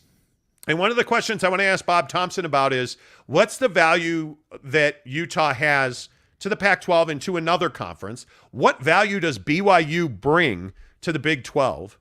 And what's next? Like, is the Pac-12 still a viable football conference? And how important is it that they keep UCLA? How much of a tipping point does San Diego State represent between the Pac-12 and the Big 12? Yeah. Like, how important is SMU? Why hasn't the ACC been more aggressive? Like, all of these questions that will direct the next generation of college football expansion, I think are critical ones. And Bob Thompson's a guy, by the way, that's been inside of negotiations just like this. Like, if you are ESPN, are you paying $40 million a year per school? Are you paying $400 million a year to the Pac-10? I can't see doing that. That seems like a lot. Is it a $500 million deal? Is it a $100 million deal a year? I can't see it being that. Like, what should we expect the number to be on the Big Ten TV deal? Like, what does that look like? So Bob Thompson, the former president of Fox Sports, will join the program coming up at 8:30 Mountain, which is in about 15 minutes, so stick around for that. I think the other big story that we're tracking this morning is obviously Brittany Griner. There is supposedly going to be a verdict in her trial. Prosecutors in Russia are looking for 9.5 years minimum for trafficking of cannabis oil, is what Brittany Griner's charges are. So she's looking at 9.5 years worth of a sentence in a Russian jail today. We'll have that for you. And I think the other story that I think I want to touch on real quick, because I'd love to get everybody's opinion on this. Where are you at on this situation with DeShaun Watson? Because I think this is a very critical moment in time. What happened yesterday, and if you missed it, I think it is incredibly important. The NFL appealed the DeShaun Watson suspension yesterday, and what they're looking for is a 12-week suspension at a minimum and an $8 million fine. And one of the things that's so interesting here is, will Roger Goodell be the one to hear this appeal? This is an NFL appeal. The NFLPA has said all along they were not going to appeal. They were going to take whatever suspension that Judge Robinson handed down. She handed down a 6-week suspension. The NFL has appealed that because, let's be honest, 6 weeks for DeShaun Watson was just simply not enough. But now who hears this appeal? Roger Goodell has every single right from the NFL CBA. The collective bargaining agreement, the contract between the league and the players, stipulates that Roger Goodell is the hearing officer on all appeals. He has the final say. The question here is, does he hear it himself, or does he assign another arbiter to hear it? That's one of the interesting things, because here's the other question.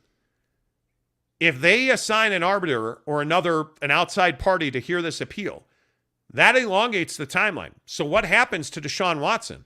Well, if you're DeShaun Watson, you want to start serving that suspension, because whether you get 12 weeks or you get 6 weeks, the clock is ticking. So he'll be able to, essentially in the NFL, when you get suspended, you're done. If it's a 6-week suspension, the first 3 weeks of the season, he will be a ghost in Cleveland. He will not be allowed to be around. The last 3 weeks of that suspension, he can practice with the team and be around the team in film study and meetings so that he is physically capable and able to play in week 7. But the problem is, if they appeal and it goes to an arbitrator and it's a long appeal and you start playing, now it's week 3 and you get suspended for 12 weeks. Now you're done for the rest of the season. Whereas if you get suspended for 12 weeks and you've served 3 of that, now you're into week 12 here. So, I mean, you're just hurting yourself by not starting to serve it. Because let's be honest, you're going to get at least a 6-week suspension out of this. At least. Start serving your suspension now. The bigger question here is, look at what the NFL is asking for. The NFL is asking for 12 weeks and $8 million. Why is the $8 million significant here? Because if you don't know, DeShaun Watson is only scheduled to make $1 million this year. And why is that? Well, because he knew he was going to get suspended. He knew there was a real good chance he was going to have to give up an entire year's salary. So they structured his contract to be backloaded. He's only making $1 million this year. The NFL says, no, friends, that's not good enough. We're taking $8 million of your money. They're asking for a minimum of 12 weeks and $8 million. And by the way, what's the other thing that 12 weeks covers? December 4th, when the Cleveland Browns travel to Houston to take on the Texans. The NFL and the Houston Texans do not want DeShaun Watson playing in that game, and that is why the 12-week marker is very critical for them. What should the NFL do here, in your opinion? Yeah, I mean, I think that I think that 12 weeks is light, frankly, with everything that's happening. You do think it's light? Yeah, I think it's light. I think that if I was DeShaun, I'd be expecting a year. That's what I would be expecting. I think you look at what Trevor Bauer got in his situation, obviously, different sport, different commissioner, different setup, whatever. But just comparing situation to situation, Trevor Bauer got essentially 2 years, and everything he went through. Laughed his accuser out of court. And this is kind of the problem. And Judge Robinson talked about this in her ruling as well. She didn't feel like there was precedent based on the way that the NFL had doled out penalties. Adjudicated situations like this. I mean, you look at other situations where you have guys that get a year suspension for playing fantasy football, or you get a guy that gets a 6-week suspension for X or Y, and you have a situation in DeShaun Watson where no criminal charges were filed. And I'm not defending DeShaun Watson. Frankly, I think his biggest crime here, outside of the actual sexual assaults that I believe, in my opinion, he committed, the biggest crime here is he refused to own up to his activity. Yeah. He refused to own up to any culpability in these situations, and I think that's his biggest crime here. Outside of the actual situation, his biggest mistake is that he's not apologized and shown no remorse. And I think that if you're the NFL, you have an image problem with female fans. Yeah. And there are a lot of female fans who have taken to social media, who have talked to TV and radio stations in both Cleveland and Houston, who have said, as long as he plays, I am not going to be a fan of the NFL. Well, and I think the image portion is really the front and center thing if you're the NFL. I think if you're Roger Goodell and you're the NFL, that's really what this is about. I mean, you can't, like, 6 games was never going to be acceptable. And frankly, like, I understand why, hey, maybe you can't ask for a year, but I would not have had any issue if they had rolled out a year and then a big fine, like $8 to $10 million. I think is perfectly reasonable. But I think overall the problem is the policies in place that are preventing people like Sue Robinson from lowering the hammer on DeShaun, meaning that, you know, the policy for the personal conduct policy, the precedent is that 6 games is like kind of the minimum, you know, thing. That's the issue. So when I look at that and I say, okay, well, that's the minimum, and there's not really any prior thing to go off of, any prior precedent, what is Sue Robinson supposed to do? And the other thing you have to remember is they only went off of 4 cases. They didn't go off of all 25. So that's the other thing at play here. So, and the other thing is, in Trevor Bauer's case, everything was in text message. Everything was written. There was a ledger. And with DeShaun, nothing's written down. Nothing's in a ledger. All we know is he pulled a towel trick and he was alone in the room with the woman. And the woman is, you know, obviously accusing him of doing things. And I think we can all agree when you get to 25, there's no doubt you did those things. So that's why I say it is the same situation, but also different. And so that's why I say, I agree. If I'm DeShaun, I want to start serving this penalty as soon as I can.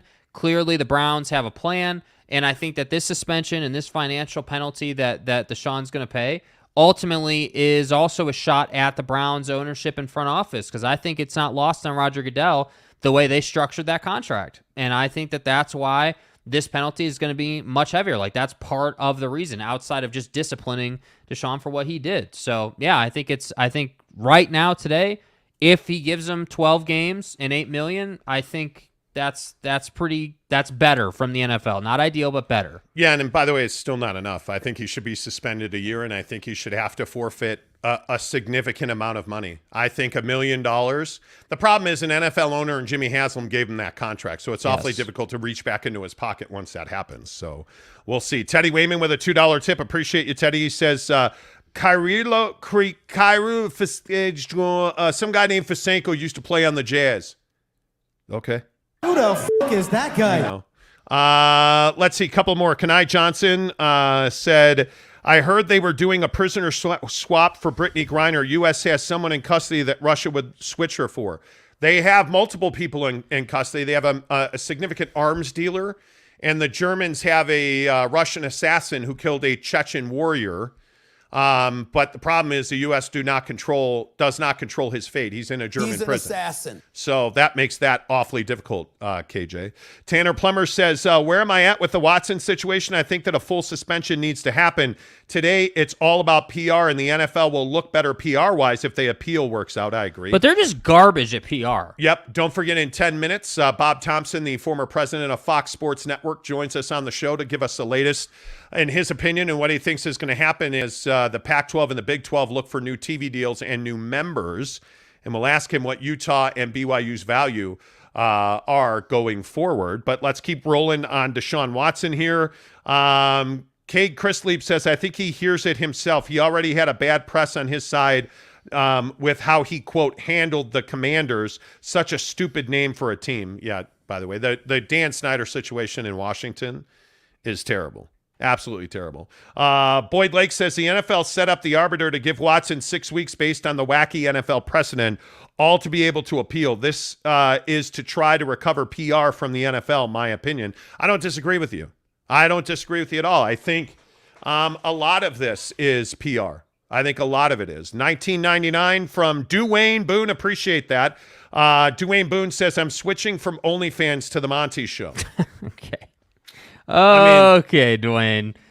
Yeah. Dwayne. And Mrs. Monty won't even be on the show today.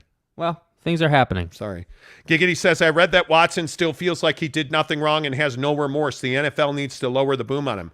If I'm the NFL, I suspend him for the entire season. And I don't see how that's not the starting point. And if I'm the NFL, I actually suspend him indefinitely, and he is eligible to appeal before training camp next year. That's the minimum. That, to me, I think, from a PR standpoint, is excellent. And I think he needs to go through counseling. And I think the only way I reinstate him is if he admits wrongdoing. If he admits with some type of mea culpa, apology, responsibility for his situation, that is the only way that he becomes eligible for reinstatement. And if you are truly serious about this, and you're the NFL, if you are truly serious about this, I would make DeShaun Watson get some kind of counseling and therapy. Because if we're being honest about this now, and if we're really having a serious discussion about DeShaun Watson, you're suspending this guy 12 games, they're asking for an $8 million. You know he's a problem. So you're just going to let this guy wander through your city in Cleveland and through your cities around the NFL. Are you telling me that he's no threat at all? Because at its core, the facts are almost undisputed based on these lawsuits that he has settled, right? He settled with women who are accusing him of heinous sexual assaults in some cases. He settled with them, but he has admitted no wrongdoing. This is a league that has a history of domestic violence issues where you have just heinous situations with men who play a violent sport and then bring that violence home.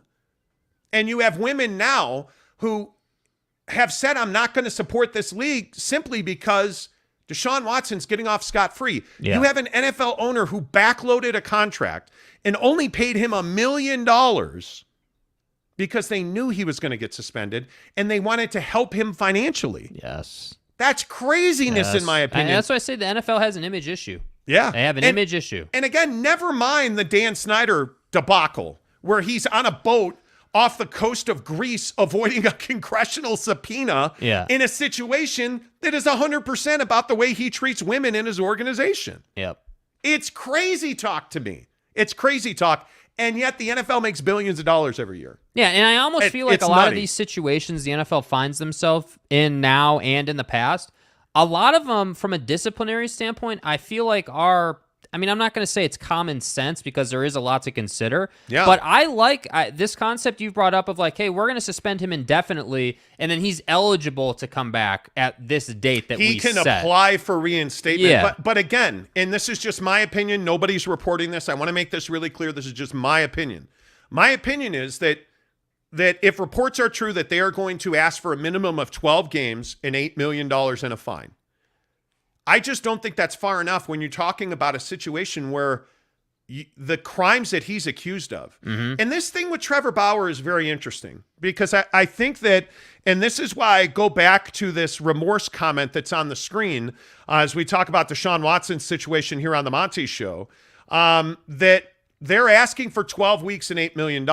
And this thing with Trevor Bauer, the reason that's so significant is Major League Baseball took significant action almost immediately. Mm-hmm. They put him on administrative leave, which meant he was getting paid, but he was not allowed to be around the team or play. Which was proper at the time. Now, they've suspended him for 2 years, and they have just pretty much put Trevor Bauer in a situation where his career's over for all intent and purposes. He'll never certainly play for the LA Dodgers again. That's not going to happen. And you're in this situation because if you're Trevor Bauer, you made some really dumb decisions. Mm-hmm. And you brought blight to Major League Baseball. And again, I'm not judging Trevor Bauer morally. What he does in his sex life and in his bedroom, that's up to Trevor Bauer.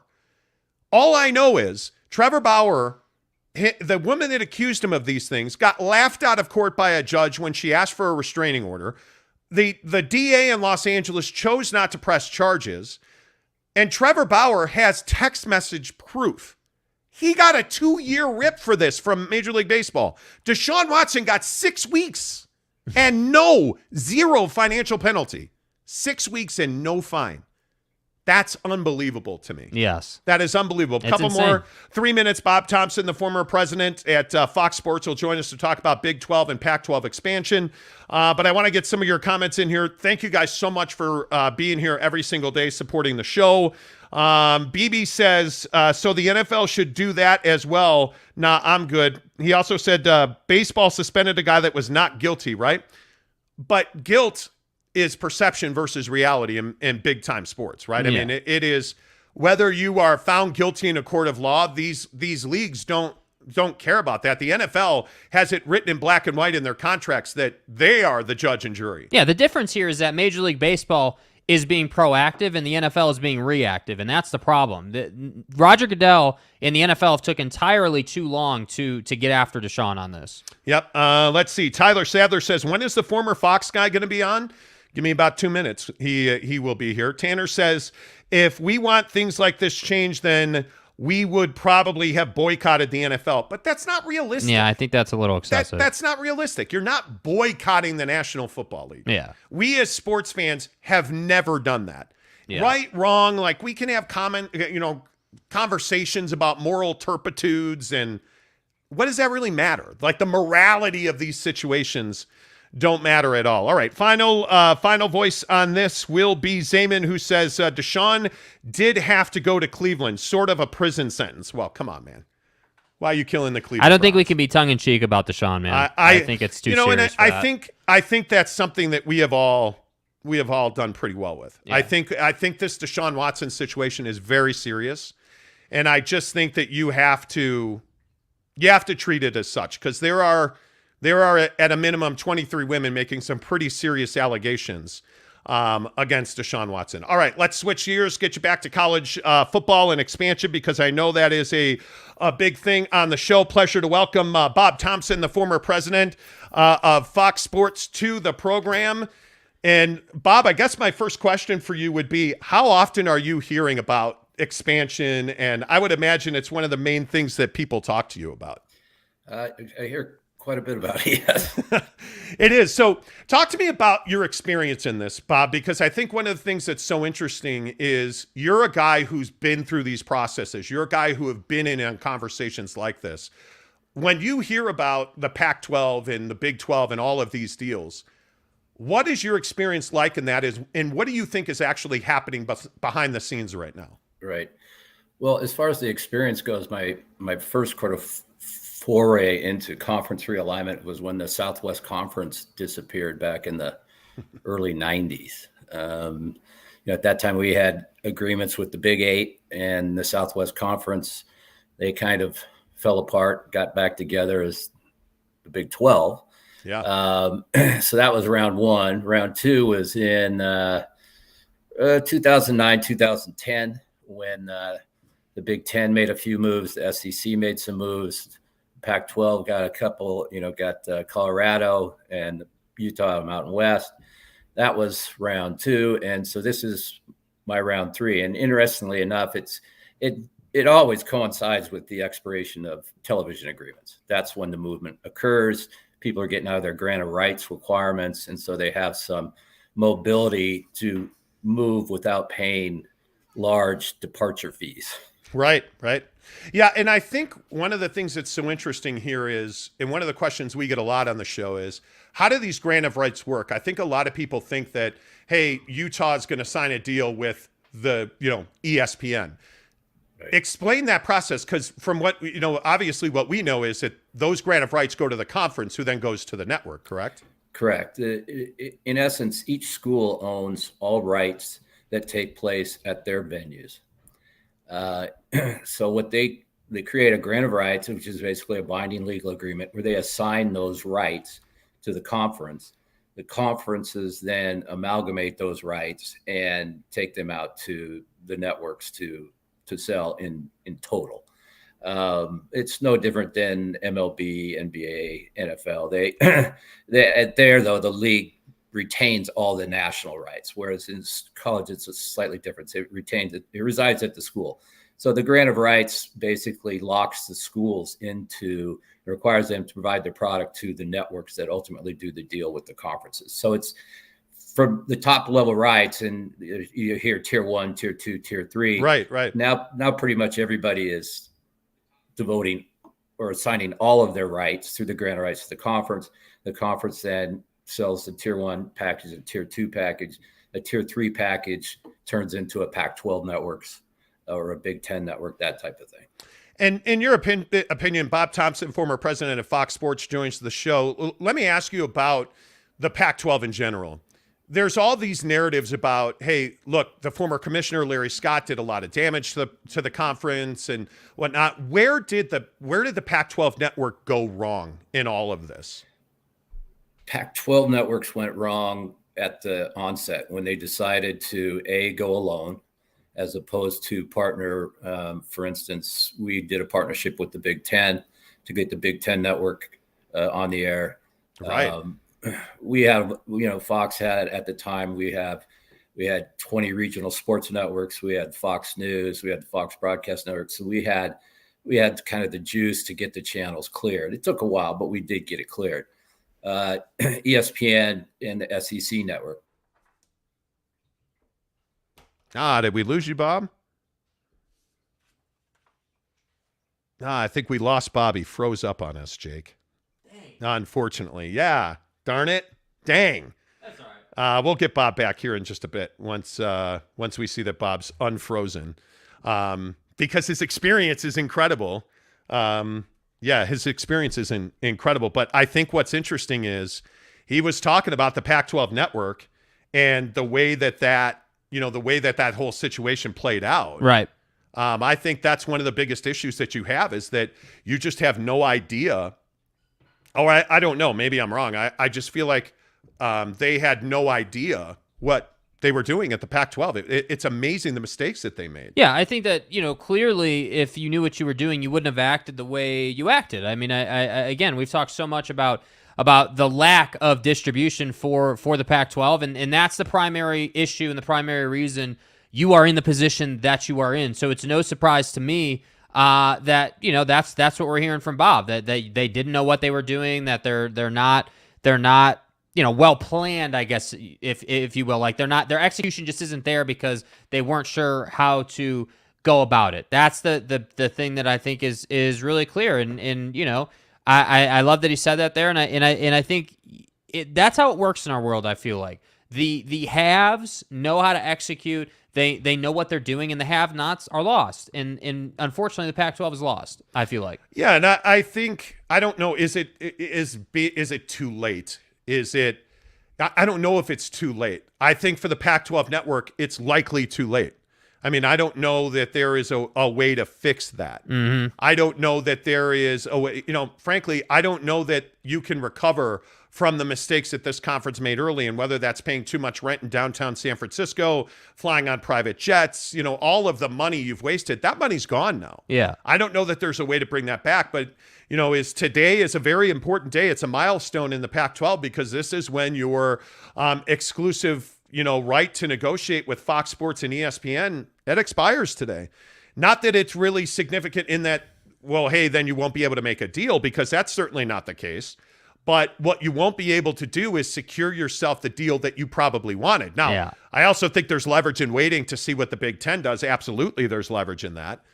But somebody's got to blink. Mm-hmm. Somebody's got to go. And I again say that, and hopefully we get Bob back here, but I again say that if you are able to add San Diego State and SMU to a mix of Arizona, Arizona State, Utah, Colorado, I don't know why you wouldn't do that. Mm-hmm. If you're the Big 12, that makes all the sense in the world. If you're the Pac-12, I have to think that you are dying to keep UCLA in the conference. Yeah, and I just think that you're dying to legitimize yourself with a distribution deal. And I know that it probably gets repetitive talking about TV deals and distribution deals and all this stuff, but that's where you're at. I mean, I feel like the Pac-12 has to get its stuff together. Like, I know that that's like kind of condescending, but that's kind of what it feels like. Hey, all these other conferences have deals, and you can find them easy, and it's not hard to watch the obscure Big Ten game, Not at all. It's not hard to watch, Northwestern versus some rando school. It's not. But it's hard to get, Oregon in SC on a Friday night or whatever. It just is frustrating because, like I said earlier in the show, I love the Pac-12. I love the brands. I love that we get a football game in Southern California against two heavy hitters. I loved there was a game, when Stanford was good, when they had Bryce Love and they were, making some noise. When that was Stanford football, Stanford versus Oregon at Stanford. Hell of a game. And it was at like 10 o'clock at night on a Friday night. And I was like, yes, it was great. Yeah. And that's what you just don't get most of the time. Yeah, I don't know how you fix that. I don't know what the answer to that is. I don't know, because I also think that the Big 12 is not exactly in a position of security here. I mean, yeah. One of the conversations that's been had, and I think Josh Levern just asked this question, what do you make of Stuart Mandel of The Athletic saying that the Big 12 could lose a few schools to the Pac-12? I don't know why that makes sense. And Dr. Chris Hill yesterday, the former athletic director at Utah, said, hey, I don't know why there would be any appeal for a Pac-12 team to join the Big 12. And I look at money. And I think when you are somebody like a Pac-12 team, especially if you're a lower tier, if you're Oregon State, if you're Washington State, I think it's incredibly difficult to find value staying in the Pac-12. If you're Oregon or Washington and the Big Ten comes calling, how do you say no to that? Mm-hmm. How do you say no to that? You've already seen USC and UCLA go. It almost opens the door. It skids the path for you. It greases the skids, rather, for you to go. I just don't know how you don't make that move. So, again, if you're Oregon, that's one thing. You're in demand, I think. If you're Utah, Colorado, if you are Stanford, whose AD says nobody's calling asking for them to join the conference, what do you do here? You have to make your own way.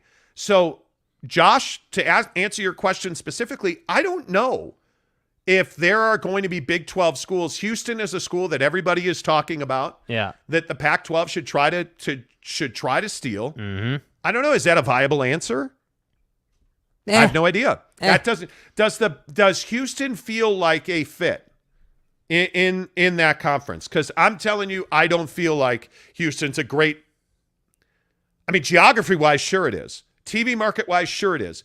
But is the fit like, because the Pac-12 looks down their nose, oh, you're not a research institution. Yeah, that's the biggest problem with the Pac-12. The arrogance, the we're better than you, even though we're not. It's like the try-hard kid at school, like, hey, yeah, I'm the best, and I have all the nicest stuff, but I'm a C player, and I don't do really anything outside of look cool at school. Like, it's that type of sentiment, and that's what you just can't have. Like, I think overall the Pac-12 is just a conference that seemingly just thinks they're better than they are, and I don't know how you got to that place, because I think there's major respect in saying, hey, yeah, we are struggling right now. Hey, yeah, we do need a distribution deal right now. Hey, yeah, we are frustrated that UCLA and USC decided to take a jump and go to the Big Ten. Yeah. And essentially go behind our back to do it. We are frustrated by that, but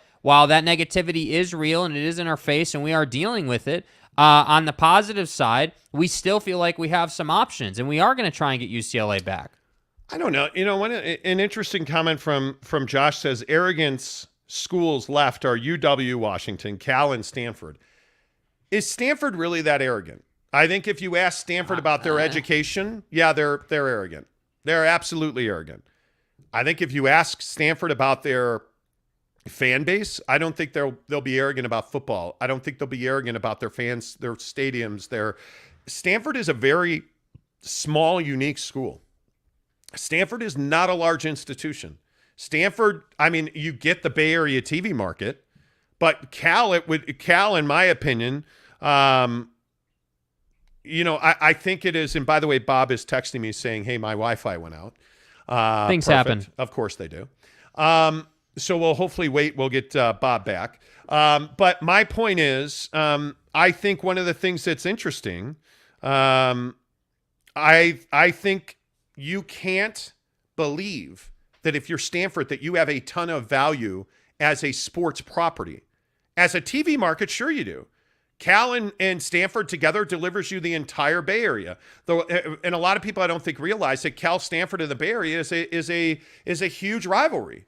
Is it BYU, Utah? No, but it's one of the historic rivalries in the conference, and it's one of the things that makes the conference so good. Is that you have Washington, Washington State, Oregon, Oregon State, Cal, and Stanford. Like, you have those things. My point is that I think the arrogance in the conference is on the conference as a whole. I think there's a lot of people in the Pac-12 who think that being a research institution means that people in Alabama care about you. And I got news for you. They don't. It's about winning football games. Mm-hmm. That's the bottom line. Mm-hmm. So if I'm Oregon, Oregon State, or, if I'm Washington, Washington State, I want to stay together. Yeah. The Apple Cup is significant. You're looking at a situation in the state of Utah where we don't get BYU in Utah this year. And that's a travesty. I don't know how you don't play that game every year. How do you not play Michigan, Ohio State every year? How do you not play Michigan, Michigan State every year? Well, you do, because they're in the same conference. Yeah. You look at Washington, Washington State. Let's say Washington goes to the Big Ten. Are they playing Washington State every year? I don't know. I don't think so. I don't know how you facilitate that schedule-wise. Yeah. I think those are all valid questions. I think that this whole thing's got to get figured out one way or the other, because I think there's just so much instability in college football right now that you have to get it smoothed out, and you just have to get it in a good place. So, and again, back to Josh Lovren's comments on that. I don't know. Oh, look, we got Bob back. Perfect. Let's add Bob back to the stream. And Bob, one of the things we're talking about is that today it is the end of the exclusive bargaining period for the Pac-12 and ESPN and Fox Sports. What does that mean? What is the true meaning of that? Well, in these agreements, especially the longer term ones like this there's usually a right of first negotiation included in the agreement at the back end. It allows you an exclusive period to talk with the conference about whether or not you can reach an agreement that would extend the deal going forward or create a new deal going forward. In this case, it's a 30-day period. Both Fox and ESPN have a right. There's no requirement, to my knowledge, that either party has to put an offer to the other. It's just a good faith negotiation. If that passes, then the rights are able to go out to open market. Right. And so when you look at where the Pac-12 and the Big 12 are, Stuart Mandel, the Athletic, was talking about how there's a good chance that the Pac-12 could go and poach teams from the Big 12. What does the Pac-12 do here? It seems like, perception is reality, of course, but it seems like the Pac-12 is in a vulnerable spot. What is the next move, in your opinion, for the Pac-12 here? The next move for the Pac-12 is kind of get an idea of what their rights are worth on the open market. I think depending on what they see there, and they may have to wait till the Big Ten deal is ultimately resolved, because there's a lot of people looking to get into the Big Ten, and not everybody's going to get a piece of the pie. So whoever's not on the Big Ten rights is probably going to be very interested in what else is out there. And the next one to come up is obviously going to be the Pac-12. So my guess is assuming they can hold everybody together in the interim, they're going to wait till the end of the Big Ten negotiation to kind of have the ability to go out and test the entire market, as opposed to just ESPN and Fox. Yeah, and I think one of the interesting questions is we throw money around like it's monopoly money, like it doesn't mean anything. I mean, right. These Big Ten numbers, Bob, I mean, we're talking about $100 million per school. Like, I mean, how do you as a TV executive, and again, you were in the middle of this stuff in your career, how do you find value in that number? We're talking about now billions of dollars. Right. What is the ROI on that? Well, you have to look at each case separately. Certainly as TV networks, we look at things very similar to conferences do when they go and expand. We're looking at market size. We're looking at, good matchups. We're looking at past history, all those types of things. We also look at, in the case of a conference like the Big Ten, is there ways that we can expand the Big Ten network to new territories, which is one of the primary plays, obviously, on any Big Ten expansion. It was the same, not so much for Nebraska, but certainly for Rutgers and Maryland. They've got a presence for the Big Ten network on the East Coast. Same thing here. It's Southern California, 6 million home TV market. They're going to try and flip the Big Ten network to a basic service there, which, is going to add, 3 million homes to the Big Ten network. And that's a big chunk of change. So those are the type of things they look at, the networks look at. The conferences are more into, is it going to be additive to the value of our rights deals as opposed to dilutive? Because now we're going to subdivide 16 ways instead of 14. Right. What's the academic fit? What's the culture fit? Those type of things is kind of what the conference looks at. Do you view Oregon as a valuable property to the Big Ten? Well, I did go to Oregon, so of course I do. I know you did. I think it has value. I think the problem that Oregon has is the Big Ten is looking there and going, are they going to bring $100 million in value? And I don't know that they are. And, there's probably, you could make the case that there's more valuable teams in the Pac-12 than Oregon, just because, Oregon's not so big. The Washington market's bigger. Northern Cal's bigger. Stanford's got great academics. Big Ten loves that. So I don't, Oregon's very valuable within the Pac-12, and I think they'd be valuable to the Big Ten if they decide to go beyond the teams they're looking at now. But I don't know that the Big Ten feels compelled right now to run out and just add teams to add teams. Yep. Talking to Bob Thompson, former president of Fox Sports Networks, here on the Monty Show, as today is the day that the exclusive negotiating period ends between Fox and ESPN. And, when we talk about value and we talk about what brand is worth what, when you look across the Pac-12, and obviously the story now, and we're having this conversation today because USC and UCLA have evacuated the conference, if you will, going to the Big Ten. But there's all this belief system that maybe somehow, some way, UCLA can stay in the Pac-12 and they can make that deal happen. From a two-prong approach here, financially, does it make sense for UCLA to choose the Pac-12 over the Big Ten? And if UCLA does stay, does that give a lifeline to the Pac-12 for survival? Well, I think the Pac-12, first of all, can survive without UCLA. Would UCLA come back? I don't know. I think they would. They've got a significant debt problem, $100 million, I read somewhere. This will go a long way to get them out.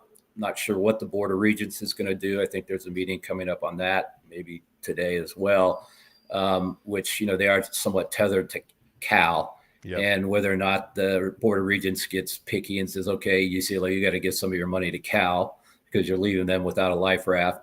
So that's possible. I think if there's any chance whatsoever for UCLA to come back, it's going to end up with the Pac-12 creating some sort of unlevel revenue share where certain schools, be it UW, UCLA, Oregon, might ask for a bigger piece of the pie as opposed to just something that's divided by 10, or as it's been in the past, divided by 12.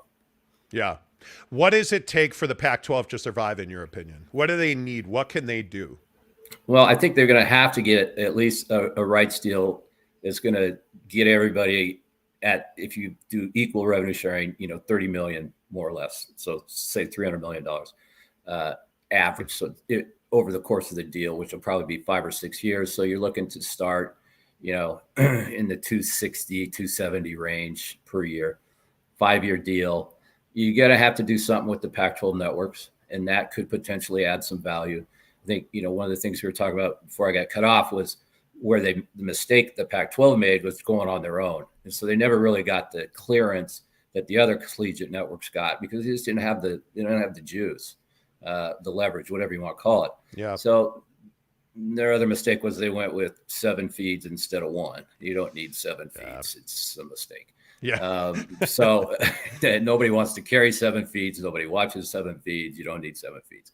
It's just an extra expense. So but what they can do now is they do have an infrastructure. They do have some value to those rights. That might be of interest. Maybe that becomes your new streaming bundle for an Apple TV and Amazon, one of those kind of streamers who's kind of dying to get in the game and wants a bite of the apple. That could be a package that could conceivably generate more income for the conference as part of a renewal of a rights deal. Yeah, and I think one of the other things that we hear so much about as far as the Pac-12 is concerned, what do you value as a TV guy? What do you value the San Diego market as? Because San Diego State's a team that we've heard a lot about. Obviously, they've put a lot of money into infrastructure, facilities, growth in their programs. Is San Diego a valuable TV market when you're talking about, the construct of a TV deal? Right. Well, it's only about 1.2 million households, so it's not Los Angeles, obviously, at 5.7 million households. But I think the thing about San Diego State is it does a couple of things. Number one, I always say I compare San Diego State to Utah and say they did it the Utah way.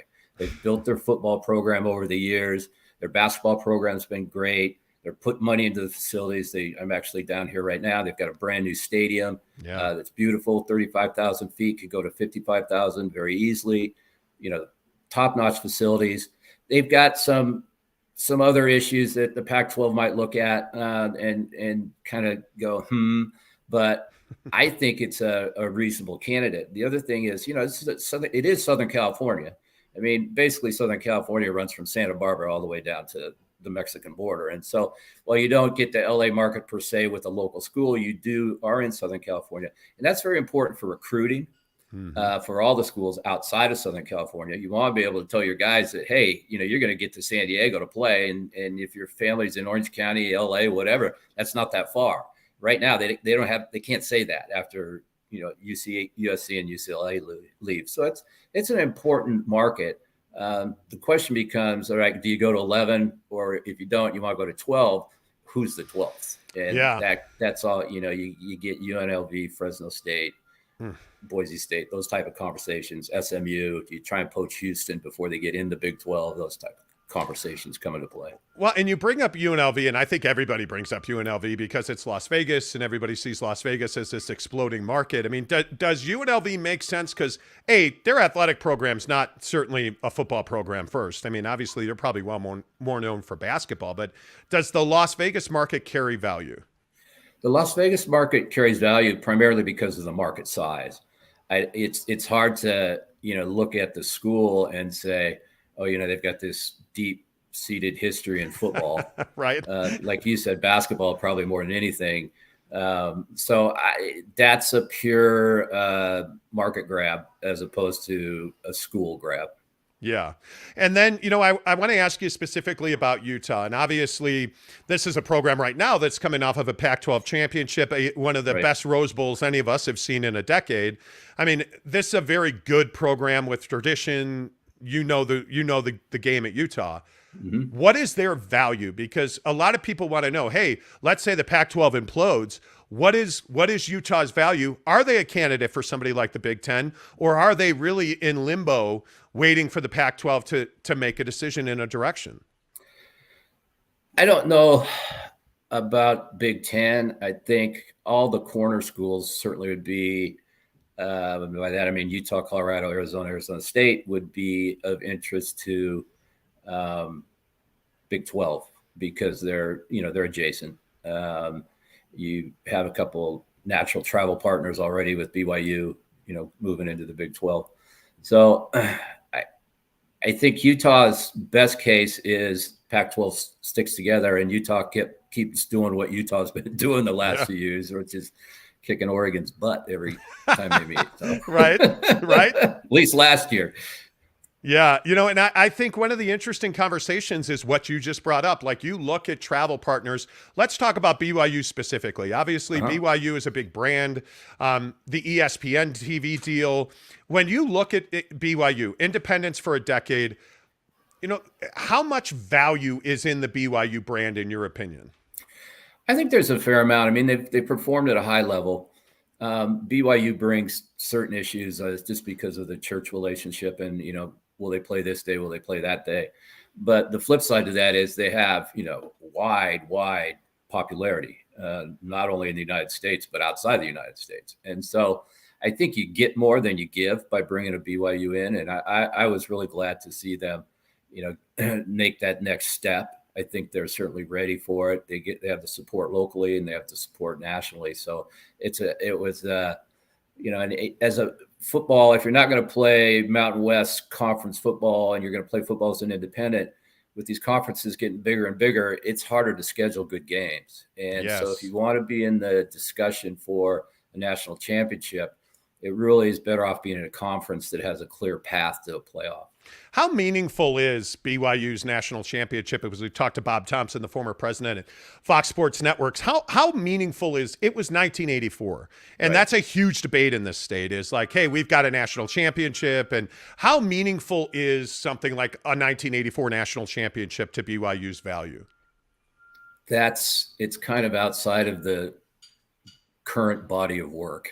Yeah, so it's just been a little bit too long. I mean, it's like, in Colorado and Notre Dame had a coin flip and I don't know what it was. They shared it and nobody's talking about Colorado as a national champion right now. But, that's right. So, the TV guys have short memories. It's kind of like, what have you done for me lately? Yeah, and at least in the last decade. Well, yeah, but that's my point. Like, I think when you're trying to negotiate with yourself, and I don't know if you agree with this or not, but from my perspective, I think Tom Homo, the athletic director at BYU, has done a remarkable job when you talk about scheduling. I mean, he's put an impressive schedule together. Certainly the Pac-12 10 now is well aware of how good BYU is in football after last year. I mean, when you talk about the ability to schedule games the way that BYU has scheduled games, I mean, I would think that you would agree, and maybe you don't, but I would think you would agree that it's a pretty good feat what Tom Homo pulled off the last 10 years. Oh, absolutely. And I think, he's smart from that standpoint in that he knows that if he's going to have any chance of having a discussion for a slot in the playoffs, he's got to show some wins over Power 5 teams. San Diego State's the exact same way. I mean, they came in and cleaned up on the Pac-12 last year. And they, if you're in one of the lower 5 conferences or you're playing independent, you've got to show the quality wins in order to make that step. The problem, again, though, is as the conferences get bigger, you're going to have a harder time scheduling non-conference games because these conferences are going to go to nine games in conference. And then, you're going to play a couple of payday games to bring in, someone who's you can beat on homecoming.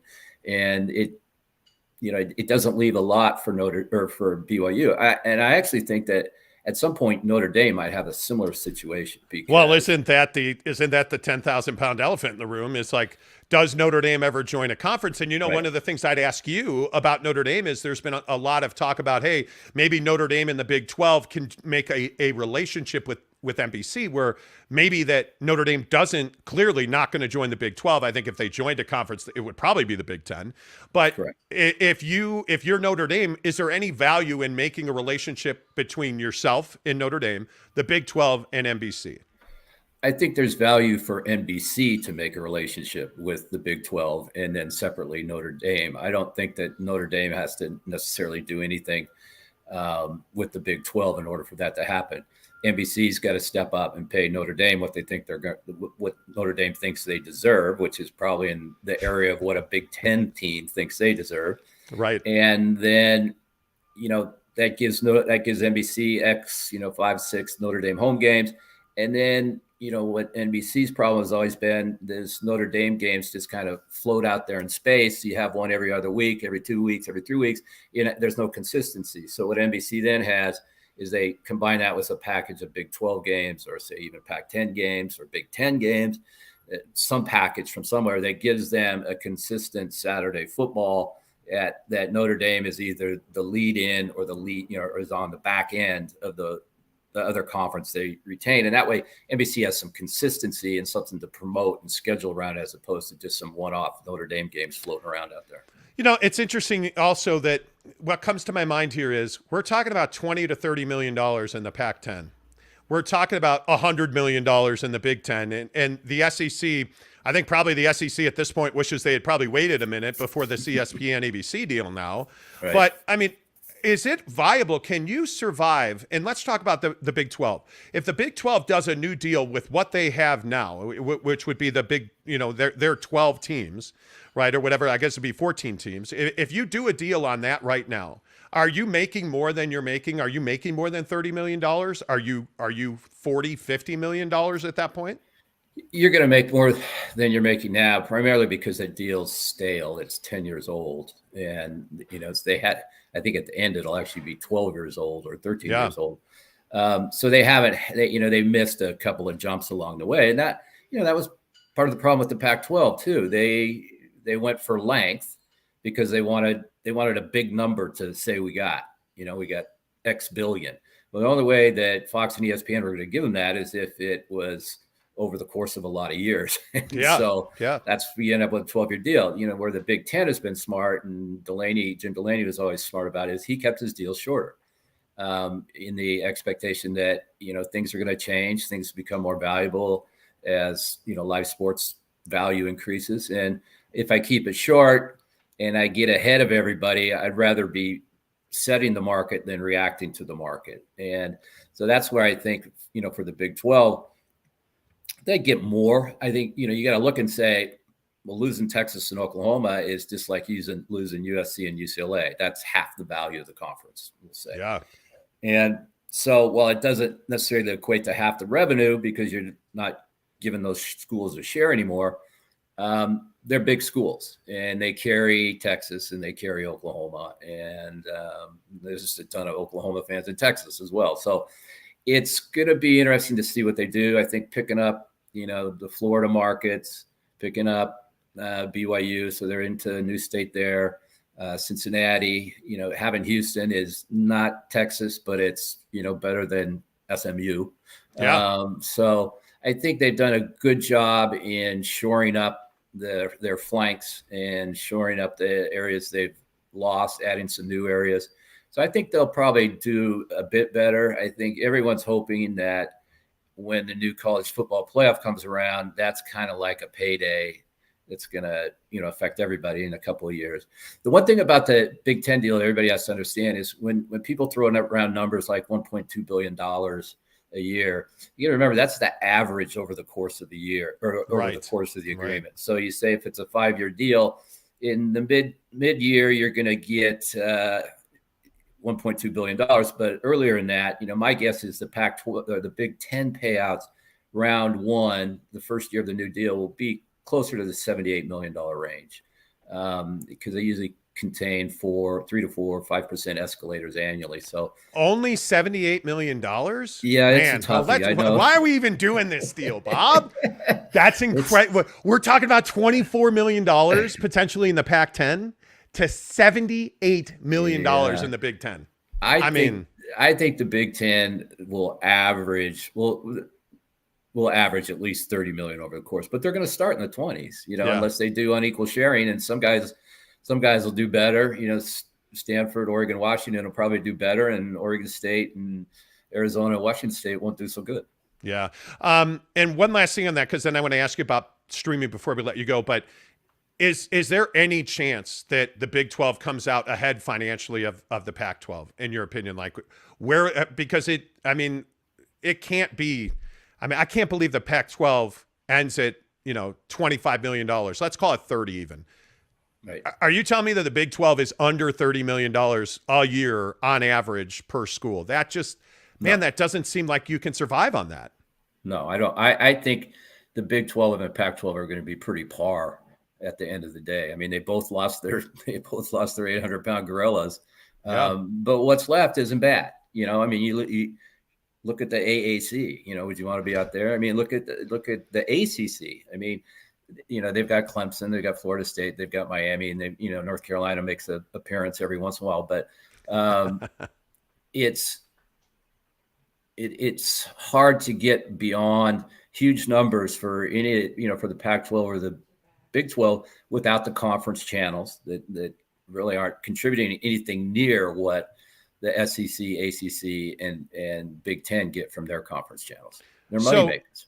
Let's talk about streaming before we let you go. Bob Thompson, Okay. former president of Fox Sports, joins us here on the Monty Show. Let's talk about streaming. Like, I am amazed at deals like MLS made with Apple TV where all your games are on stream. Now, that sounds crazy to me, but is there any way, shape, or form that happens in college football? No, not right now. The MLS deal is a little misleading. I think if you look at MLS, it's basically what they took are all the regional network deals and the MLS version of Sunday Ticket. I'm not even sure what it was called. And that's the Apple package. There will be probably an ESPN deal. There'll be probably maybe a Fox deal, so the linear cable networks will pick up a game of the week type thing. But, it was a big step for Apple. Prior to that, they had a few, Friday night baseball game. That was about it. So it's a big step for them. And apparently they're bidding on Sunday Ticket, which they seem to be the favorite right now. But I don't see anybody going to a streamer other than for maybe a third tier type package, maybe some bundle of non-conference football, basketball games, and then, a chunk of Olympic sports, that type of thing. Can anybody besides ESPN make that well-rounded, TV rights deal? Because I feel like ESPN, obviously they offer you ESPN, all of their networks, ABC, ESPN, the app, ESPN Plus. Like it feels like ESPN is almost a model for streaming and, diversification across platforms. Is there anybody else who can compete with that? To touch all the various distribution modes, be it, broadcast network, cable network, streaming, radio, international, apps, you name it, whatever. ESPN is definitely the leader. CBS can be close, but their cable network's not the greatest. NBC, same thing.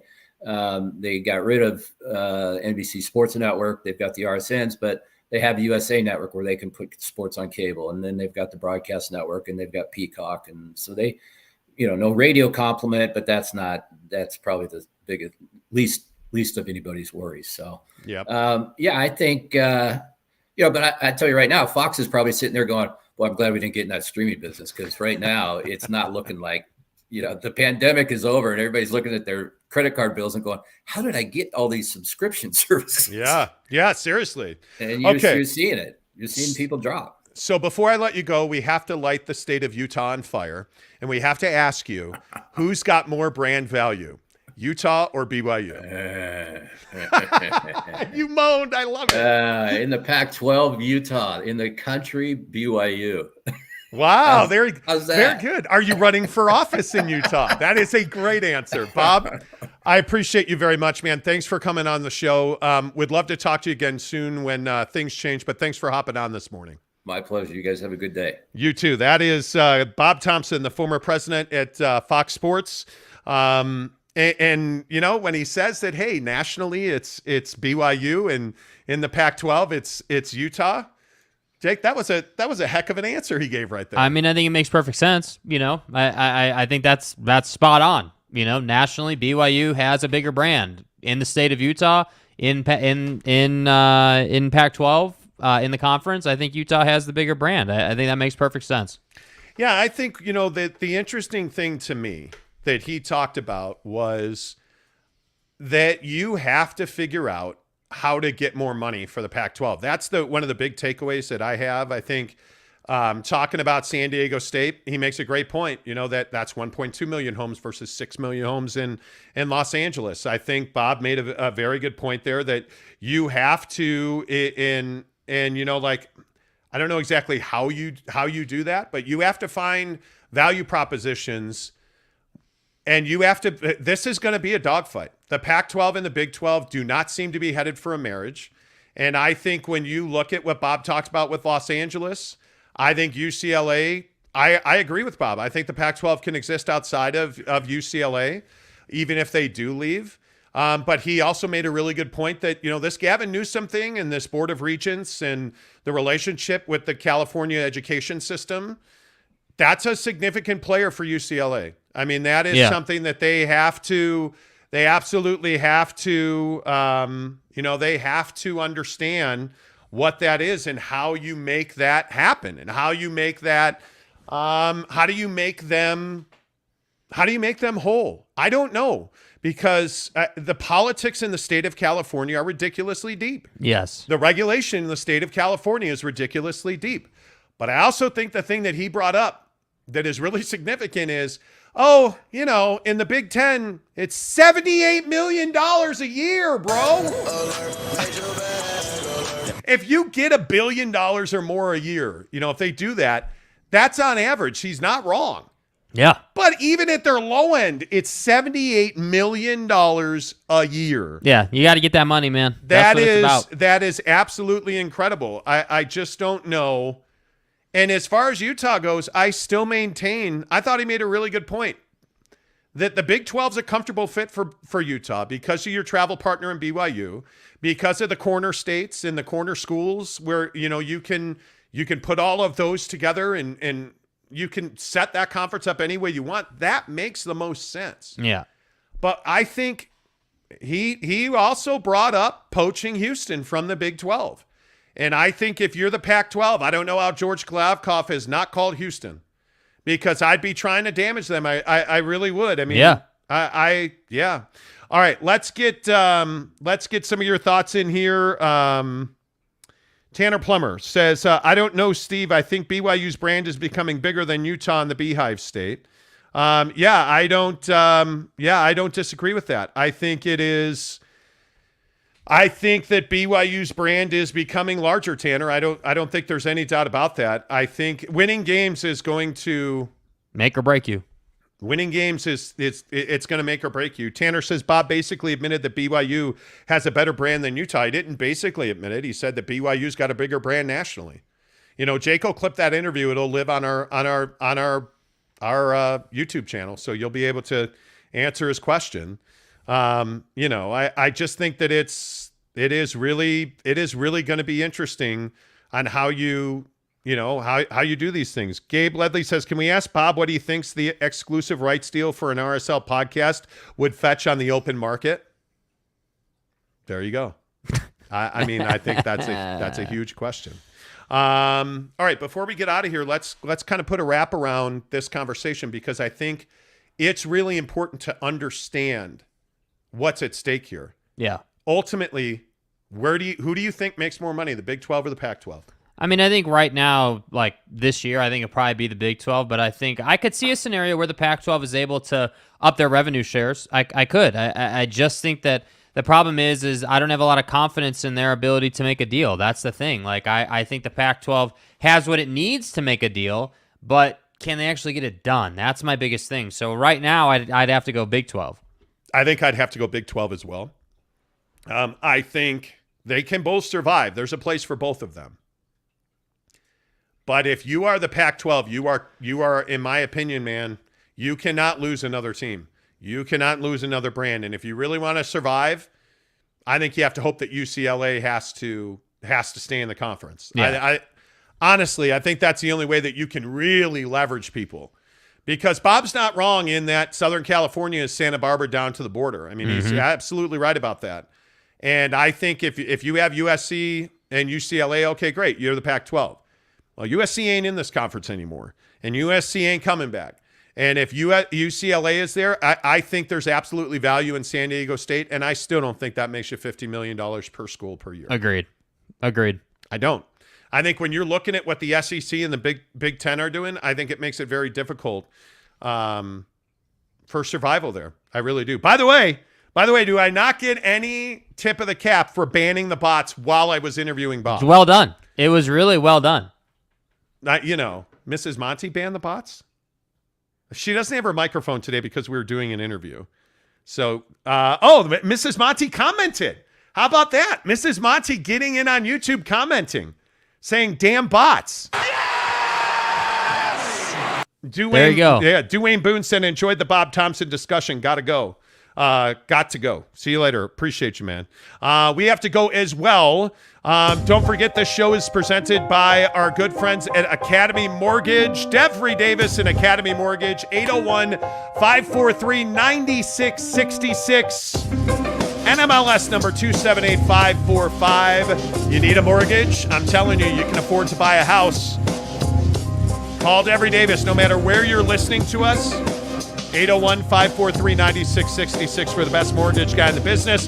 And make sure you go check out our friends at Barbecue Pit Stop. You want to win a trip or two to Las Vegas to see BYU and Notre Dame? Hook it up at Barbecue Pit Stop in Logan, Lehigh, Layton, Salt Lake City, and St. George. Fill out the slip, drop it in the box, and you could win a trip or two to Las Vegas to check out BYU and Notre Dame. Until tomorrow, Jake. Say goodbye, Mrs. Monty. Goodbye, Mrs. Monty.